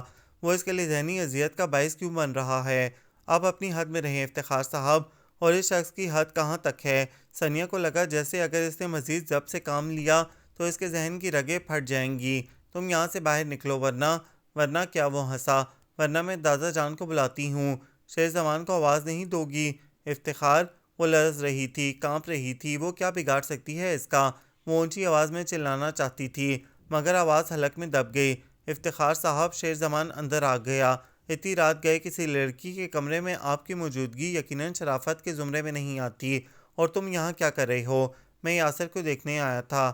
یاسر کو یا افتخار صاحب، آپ اسی وقت یہ کمرہ خالی کر دیں۔ تم کون ہوتے ہو ہمارے معاملات میں مداخلت کرنے والے؟ اپنی اوقات میں رہو تو بہتر ہے۔ ثانیہ میری ہونے والی بیوی ہے، کتنی دفعہ یاد دہانی کرانا پڑے گی؟ اور ذرا یہ بتاؤ تم یہاں کس خوشی میں ٹکے ہو؟ اپنے گھر کا راستہ کیوں نہیں ناپتے؟ افتخار، آپ اپنی حد میں رہیں، میں اپنی حدود کا تعین خود کرتا ہوں۔ تم جیسے لوگوں کے منہ لگنا بھی میری توہین ہے، جو دوسروں کے ٹکڑوں پر پلتے ہیں۔ وہ بہت بھنبھنا رہا تھا۔ دوسروں کے ٹکڑے؟ میں یہاں مسافر کی حیثیت سے آیا تھا، پھر ثانیہ نے اصرار کیا تو میں یاسر کو لے آیا، ورنہ خدا کا دیا میرے پاس اتنا کچھ ہے کہ وہ تو ظاہر ہو رہا ہے۔ اچھا، یہ فضول کی بحث چھوڑو اور فی الوقت اس کمرے سے نکلو۔ اب مجھے تمہارا حکم ماننا ہوگا، عورت کی عزت کرنا سیکھو، شیر زمان نے کہا۔ افتخار نے آگے بڑھ کر اس کا گریبان پکڑ لیا۔ ثانیہ کے سامنے زیادہ پھیلنے کی کوشش مت کرو۔ کیا میں نہیں جانتا تمہاری نیت کیا ہے؟ تو میرا پتہ کاٹ کر خود ثانیہ کو اپنی… شیر زمان کا چہرہ لال بھبوکا ہو گیا۔ میرا گریبان چھوڑو، پہلے تم یہاں سے نکلو۔ یہ کیا تماشا ہو رہا ہے میرے گھر میں؟ دادا جان کی آواز ابھری۔ ان کی پشت پر احمد دین تھا، انہیں یقیناً وہاں وہی لایا تھا۔ افتخار، میں نے تمہیں اپنی بیٹی ہرگز نہیں بیچی، جو تم اس طرح کا غیر محسبانہ رویہ روا رکھے ہوئے ہو۔ شیر زمان ہمارا مہمان ہے، اس کا گریبان چھوڑو۔ اور ثانیہ کے کمرے میں داخل ہونے کی تم نے جرأت کیسے کی؟ دادا جان کی آواز تیش کے سبب کانپ رہی تھی۔ افتخار نے گریبان چھوڑ دیا۔ میں نے تمہیں اتنا اختیار نہیں دیا کہ تم اس حویلی میں ہر آنے جانے والے کے متعلق رائے دو۔ چلے جاؤ یہاں سے اور آئندہ مجھے اپنی صورت نہ دکھانا۔ ٹھیک ہے، اب جمعہ کے روز ہی آؤں گا، قاضی سمیت۔ وہ باہر نکل گیا۔ سوری بیٹا، تمہیں خواہ مخواہ پریشانی کا سامنا کرنا پڑا۔ اٹس آل رائٹ دادا جان۔ زمان صاحب، میں آپ کا شکریہ کس منہ سے ادا کروں؟ آپ نے دوسری بار میرا بچاؤ۔ ثانیہ کی آواز بھرا گئی۔ یہ انسانی فرض تھا ثانیہ جی، میرے خیال میں وہ شخص جا چکا، اب آپ مجھے بھی اجازت دیں۔ صبح چلے جائیے گا، یاسر سو رہا ہے۔ میں تبھی چلا جاتا مگر افتخار کی آپ سے بدتمیزی پر مجھے یہاں رکنے پر مجبور کر دیا۔ مجھے امید تھی وہ دوسری بار بھی اپنی ضلالت کا مظاہرہ کرے گا، مگر اب وہ جا چکا، لہٰذا میری ضرورت ختم۔ ثانیہ کی آنکھیں تشکر کے احساس سے لبریز ہو گئیں۔ وہ محض اس کی خاطر یہاں رکا، اس کی عزت کے لیے۔ وہ فرشتہ صرف شخص، وہ اگر اس کے قدموں میں بچھ بھی جاتی تو کم ہوتا۔ وہ بہت کچھ کہنا چاہتی تھی مگر کہہ نہ پائی، اور وہ واپس لوٹ گیا۔ یاسر نے جاتے وقت اس کے گلے میں باہیں ڈال کر اسے اپنے گفٹ کی یاد دہانی کرائی۔ صبح خاصی ابر آلود تھی۔ ساری رات جو بارش ہوتی رہی تھی وہ ہلکی پھوار میں بدل گئی تھی۔ اسے ناشتے کے لیے احمد دین بلانے آیا، وہ کسل مندی سے بستر میں پڑی رہی۔ ساری رات اس کی آنکھ وقفے وقفے سے کھلتی رہی۔ عجیب بے چینی رہی، عجیب اضطراب۔ اسے لگتا تھا اس کے دل و دماغ جیسے کسی شکنجے میں جکڑے ہیں، جیسے اس کے دماغ کی نسیں پھٹ جائیں گی۔ افتخار کا رویہ، اس کی کمینگی نے جیسے اسے ناسودہ کر دیا تھا۔ شیر زمان جیسے شائستہ ازواج شخص، اس کا لب و لہجہ، اس کے الفاظ کی نرمی اس کے اندر کہیں راستہ بنا گئی تھی۔ کاش اس جیسا کوئی شخص اس کا مقدر ٹھہرتا، یا وہ خود ہی۔ اپنی سوچ پر وہ ٹھنڈی آب بھر کر رہ گئی۔ بی بی، ناشتہ ٹھنڈا ہو گیا۔ احمد دین دوبارہ آیا۔ میرا دل نہیں چاہ رہا۔ احمد دین، تو پہلے کیوں نہیں بتایا؟ اب احمد دین کیا اسی دھندے پر لگا رہے، ناشتہ میز پر لگاتا اور اٹھاتا رہے؟ وہ جانے کو مڑا۔ سنو احمد دین، فرمائیے، تمہیں شیر زمان کا گھر معلوم ہے؟ کیا آپ میرا امتحان لینا چاہتی ہیں؟ سیدھے جواب دیا کرو احمد دین، شام 4 بجے تیار رہنا۔ یاسر کی سالگرہ پر اس کا جانا ضروری تھا، اگر وہ نہ گئی تو اس معصوم کا دل ٹوٹ جائے گا۔ اس نے گاڑی نکالی اور لبرٹی آ گئی۔ یاسر کے لیے کپڑے خریدے، کچھ کھلونے، ٹافیاں اور چاکلیٹ کے پیکٹ۔ احمد دین اسے اس کے مطلوبہ ایڈریس پر چھوڑ کر واپس چلا گیا۔ وہ قطعی توقع نہیں کر رہی تھی کہ اتنا بڑا اور اتنا کشادہ بنگلہ ہوگا۔ پھولوں سے بھرے وسیع لان کے درمیان میں فوارہ تھا۔ درمیانی سرخ روش کے اطراف میں گلاب کے گملے دھرے تھے۔ پورچ میں لینڈ کروزر کھڑی تھی اور سفید رنگ کی ٹیوٹا۔ چوکیدار اسے اپنی رہنمائی میں ڈرائنگ روم تک چھوڑ گیا۔ ثانیہ نے ادھر ادھر دیکھا، کوئی شور شرابہ نہیں تھا، نہ ہی کوئی مہمان۔ آنٹی آپ؟ یاسر دوڑتا ہوا اندر آیا تھا۔ Happy birthday dear. اس نے اسے سینے سے لگاتے ہوئے اس کی طرف گفٹ بڑھایا۔ میری پسند کا گفٹ کہاں ہے؟ گویا اسے یاد تھا۔ اسی وقت شیر زمان اندر آ گیا۔ سیاہ ڈنر سوٹ میں وہ سجیلا بندہ بے حد ڈیسنٹ لگ رہا تھا۔ بے تحاشا جگمگاتی جھلملاتی آنکھوں کی روشنیاں اسے دیکھ کر دو چند ہو گئی تھیں۔ کیسی ہیں آپ؟ سامنے کھڑی یہ لڑکی ہلکے انگوری لباس میں ہلکے ہلکے میک اپ سمیت وہ بے حد کیوٹ لگ رہی تھی۔ کل کی نسبت وہ قدرے مختلف لگ رہی تھی۔ اس کی شخصیت کا نکھار پہلے سے سوا تھا۔ ثانیہ اس کی نگاہوں کی گرمی سے ذرا کی ذرا بھوکلائی۔ آپ نے مہمان نہیں بلائے، آپ کو بلایا ہے، میرا مطلب اور لوگ۔ یاسر کی سالگرہ پر ہم دونوں ہی ہوتے ہیں، آپ واحد ہستی ہیں جسے بلایا ہے۔ دراصل کوئی خاص اہتمام نہیں ہوتا۔ اور آنٹی میرا گفٹ، ممی کہاں ہیں؟ یاسر فضول باتیں نہ کرو، شیرزمان بولا۔ نہیں ڈیڈی، مجھے ممی چاہیے ورنہ میں کیک نہیں کاٹوں گا۔ بیٹا ضد نہیں کرتے، میں آپ کے لیے بہت اچھے کھلونے لائی ہوں، ٹافیاں اور چاکلیٹ، آپ پیکٹ کھولیں آپ۔ مجھے یہ سب نہیں چاہیے، یہ سب مجھے ڈیڈی لے دیتے ہیں، میں نے آپ سے ممی کی فرمائش کی تھی۔ جائیے، میں آپ سے بات نہیں کروں گا، آپ سے ہرگز نہیں بولوں گا۔ وہ خفا ہو گیا اور جانے کو مڑا۔ یاسر، ثانیہ نے اس کا بازو تھاما۔ بیٹا کیک کاٹ لو۔ نہیں، وہ بازو چھڑا کر اپنے کمرے میں بند ہو گیا۔ اس کی یہی ضد مجھے غصہ دلا دیتی ہے، شیرزمان بولا۔ بچہ ہے، خود ہی سمجھ آ جائے گی، وہ ہرگز نہ سمجھ نہیں ہے، اتنی بڑی بڑی باتیں کرتا ہے، کیا اتنا نہیں سمجھتا کہ ماں دکانوں سے نہیں ملتی ہے؟ اس لڑکے نے تو مجھے پریشان کر چھوڑا۔ آفس میں ہوتا ہوں تو ذہن اسی کی طرف رہتا ہے اور میں یاسر کو بلاتی ہوں۔ وہ یاسر کے کمرے میں آ گئی۔ یاسر، میری طرف دیکھو، آپ مجھ سے بات نہ کریں۔ وہ اوندھے منہ بستر پر پڑا تھا، شاید رو بھی رہا تھا۔ ثانیہ نے اس کے بالوں میں انگلیاں الجھائیں۔ اچھا، اگر میں تمہیں ممی لا دوں تو؟ سچ؟ وہ وفور مسرت سے اٹھ بیٹھا۔ کہاں ہے؟ پہلے تم اٹھ کر کیک کاٹو، پھر آپ مجھے بنا رہی ہیں، پہلے ممی لائیں۔ پرومس یاسر، میں تمہیں تمہاری ممی لا دوں گی۔ پلیز ناؤ چیئر اپ، دیکھو تو تمہاری وجہ سے تمہارے ڈیڈی کتنے اپسیٹ ہیں، انہیں تنگ مت کیا کرو۔ چلو شاباش، اٹھو، کیک کے بعد میں تمہیں آئس کریم کھلاؤں گی، ہم ڈنر بھی باہر لیں گے۔ شیرزمان دروازے کے قریب کھڑا تھا۔ کیک کاٹتے ہوئے شیرزمان نے اس کی یاسر کے ساتھ بے شمار تصویریں لیں۔ اس رات ڈنر لیتے ہوئے خاصی دیر ہو گئی۔ شیرزمان کی نگاہیں بھٹک بھٹک کر اس کے چہرے پر آن ٹھہرتیں۔ یہ پیاری لڑکی، اس کے ساتھ سب کتنا اچھا لگ رہا تھا۔ وہ دھیمے سے مسکراتی تو جیسے کائنات مسکرا دیتی تھی۔ یاسر اس کی سنگت میں بے حد خوش تھا۔ کاش وہ اس لڑکی پر کوئی حق رکھتا تو اسے روک لیتا، اسے اپنی نظروں سے اوجھل نہ ہونے دیتا۔ یہ چہرہ، اس چہرے نے اس کے اندر جیسے بہت سے بجھے دیے روشن کر دیے تھے۔ وہ مہربان لڑکی، وہ اس کی پلکوں کی چھاؤں میں رہنا چاہتا تھا، اس کے ٹھنڈے ہاتھ اپنی جلتی آنکھوں پر رکھ کر اپنی روح کی معدوم تھکن کرنا چاہتا تھا۔ اور ثانیہ، اس کے لبوں سے نکل کر اس کا نام دلنشیں ہو گیا۔ جی؟ ثانیہ کی پلکیں اٹھیں اور کام کر جھک گئیں۔ اس کے دکھنے کا انداز دل جیسے اتھل پتھل ہو گیا۔ یہ تن من میں سنسناہٹ کاہے کو ہے؟ ثانیہ، کیا تم میری زندگی میں شامل ہو کر میرا سپنا آسان بنا سکتی ہو؟ وہ کہہ دینا چاہتا تھا مگر کہہ نہ پایا۔ وہ منتظر تھی۔ ثانیہ، وہ دوبارہ مخاطب ہوا۔ آپ کو دیر تو نہیں ہو رہی؟ بعض اوقات دل کی باتیں زبان پر لانا کس قدر دشوار ہو جاتا ہے۔ آپ کافی نہیں لے رہی؟ شکریہ، میں پی چکی۔ دادا جان کیسے ہیں؟ ٹھیک ہیں۔ آپ کے مسئلے کا کیا ہوا؟ وہ افتخار۔ وہ اپنا جملہ ادھورا چھوڑ کر اسے دیکھنے لگا۔ ثانیہ کے چہرے پر پھیلی مسکراہٹ غائب ہو گئی، چمکتی آنکھوں میں دکھ کی پرچھائیاں امڑ آئیں۔ وہ مسئلہ تاحیات مسلط رہے گا۔ اس کی آواز میں بوجھل پن تھا۔ وہ چپ ہو گئی، وہ بھی کچھ نہیں بولا۔ ماحول میں جیسے تناؤ سا چھا گیا۔ میرے خیال میں اب چلوں، دادا جان منتظر ہوں گے۔ وہ ایک دم ہی جانے کو اٹھی۔ میں چھوڑ آتا ہوں، میں گاڑی لائی ہوں، میں آپ کی گاڑی میں آپ کو چھوڑ آتا ہوں۔ اس کے اندر کی خواہش تھی وہ پل پل اس کی شخصیت کے اجالے سے اپنی زندگی کے لیے زیادہ راہ سمیٹ لے، اور آپ کی واپسی میں آپ مجھے چھوڑنے آ جائیے گا۔ وہ ہنسا، وہ بھی مسکرا دی۔ وہ گھر پہنچی تو سامنے افتخار کو پورچ میں ٹہلتے پایا۔ کہاں گئی تھیں؟ وہ غرایا۔ ثانیہ کی پشت پر کھڑے شیرزمان کو دیکھ کر اس کی آنکھوں سے جیسے چنگاریاں نکل رہی تھیں۔ یہ میرے ساتھ تھیں، شیرزمان بولا۔ میں نے تم سے نہیں پوچھا، جواب دو ثانیہ، تم کہاں تھی؟ میرے روکنے کے باوجود تم نے اس شخص سے ملنا جلنا نہیں چھوڑا۔ میں نے تم سے پہلے بھی کہا تھا، تمہیں میرے اشاروں پر چلنا ہوگا، کس سے ملنا ہے اور کس سے نہیں، یہ تمہیں۔ میں کٹ پتلی نہیں ہوں۔ ثانیہ کا چہرہ گرم ہو گیا۔ کٹ پتلی نہ صحیح، مگر میری زر خرید تو ہو۔ تمہیں میں نے اس حویلی کے عوض خریدا ہے، اور وہ حد سے بڑھ گیا۔ افتخار، دادا جان کی آواز ابھری، تم کمینی فطرت کے مالک ہو، تم نے ہماری مجبوری کا ناجائز فائدہ اٹھایا، تم ہرگز انسانیت کے زمرے میں نہیں آتے۔ تم نے اتنی گھٹیا بات کہی کہ تم نے ثانیہ کو خریدا ہے، تمہیں یہ کہنے کی جرت کیسے ہوئی؟ بڑے میاں، سچائی ہمیشہ کڑوی ہوتی ہے۔ اگر حویلی کی نیلامی درپیش نہ ہوتی تو کیا تم اپنی لڑکی کا ہاتھ مجھے دیتے؟ میں نے اسے خریدا ہے، سو اسے میرے اشاروں پہ چلنا ہوگا۔ میں ہرگز برداشت نہیں کروں گا کہ یہ اس شخص سے کسی قسم کا تعلق رکھے۔ میں بکواس بند کرو اور نکل جاؤ یہاں سے۔ میں لعنت بھیجتا ہوں اس حویلی پر۔ بھلے کر دو نیلامی، لیکن ثانیہ کا تم جیسے خبیث سے کوئی تعلق نہیں۔ ٹھیک ہے، تو ابھی خالی کریں یہ حویلی، انہی کپڑوں میں نکل جائیں۔ اس حویلی کے سامان پر بھی آپ کا کوئی حق نہیں۔ اور دیکھیے آپ چراغ پا نہ ہوں، یہ اس طرح یہاں سے کیسے جا سکتے ہیں؟ اور شیرزمان آگے بڑھا۔ کیوں نہیں جا سکتے؟ اس کی بیٹی سے تمہارے خاصے تعلقات ہیں، تم رکھ لو دادا پوتی کو اپنے یہاں۔ وہ ہونٹ سکوڑتے بولا، بکو مت، یہ ہمارا مسئلہ ہے۔ دادا جان غصے سے کانپ رہے تھے۔ آپ کیوں حویلی خالی کرتے ہیں صاحب؟ مجھے کہیے، اس شیطان کو دھکے دے کر نکال باہر کروں؟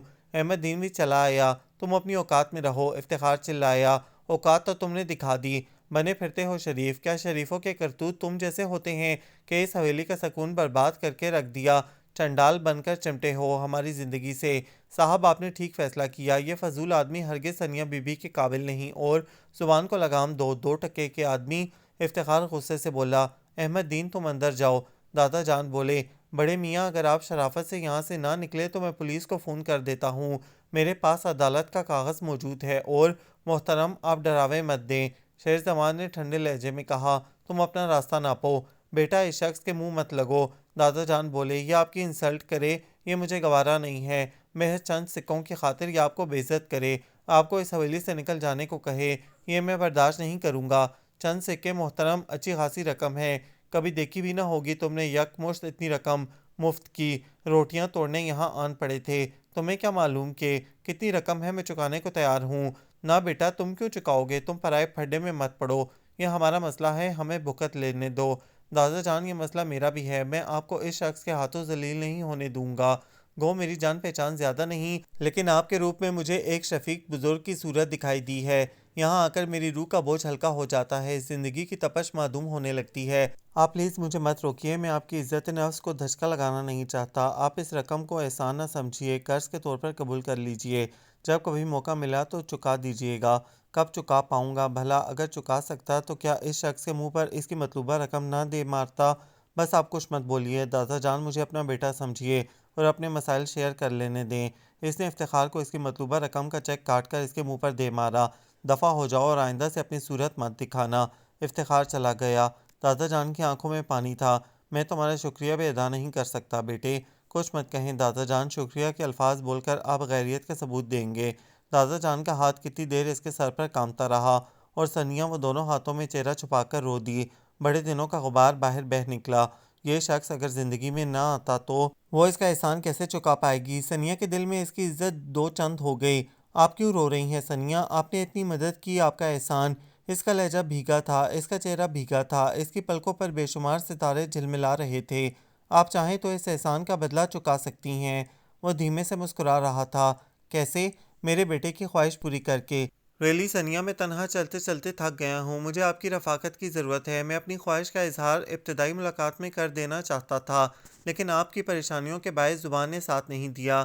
لیکن آج مجھے کہہ لینے دیں ثانیہ، میری زیست کے اندھیروں میں آپ روشنی کی کرن ہیں۔ میرا بیٹا، اس کی بھی یہی خواہش ہے۔ اس نے بارہا مجھ سے کہا ہے کہ میں آپ کو اس کی ممی بنا دوں۔ وہ بہت جلد آپ سے مانوس ہو گیا ہے۔ وہی کیا، میں بھی آپ سے بے حد مانوس ہو گیا ہوں، وہ دھیمے دھیمے کہہ رہا تھا۔ اس کی آنکھوں کی جگمگاہٹیں بھی بول رہی تھیں۔ آپ کو کوئی اعتراض تو نہیں؟ وہ سیدھا اس کی آنکھوں میں دیکھ رہا تھا، اور ثانیہ وہ ہنوز ساکت تھی۔ کیا گرداب میں پھنسی کشتی کو ساحل مل گیا؟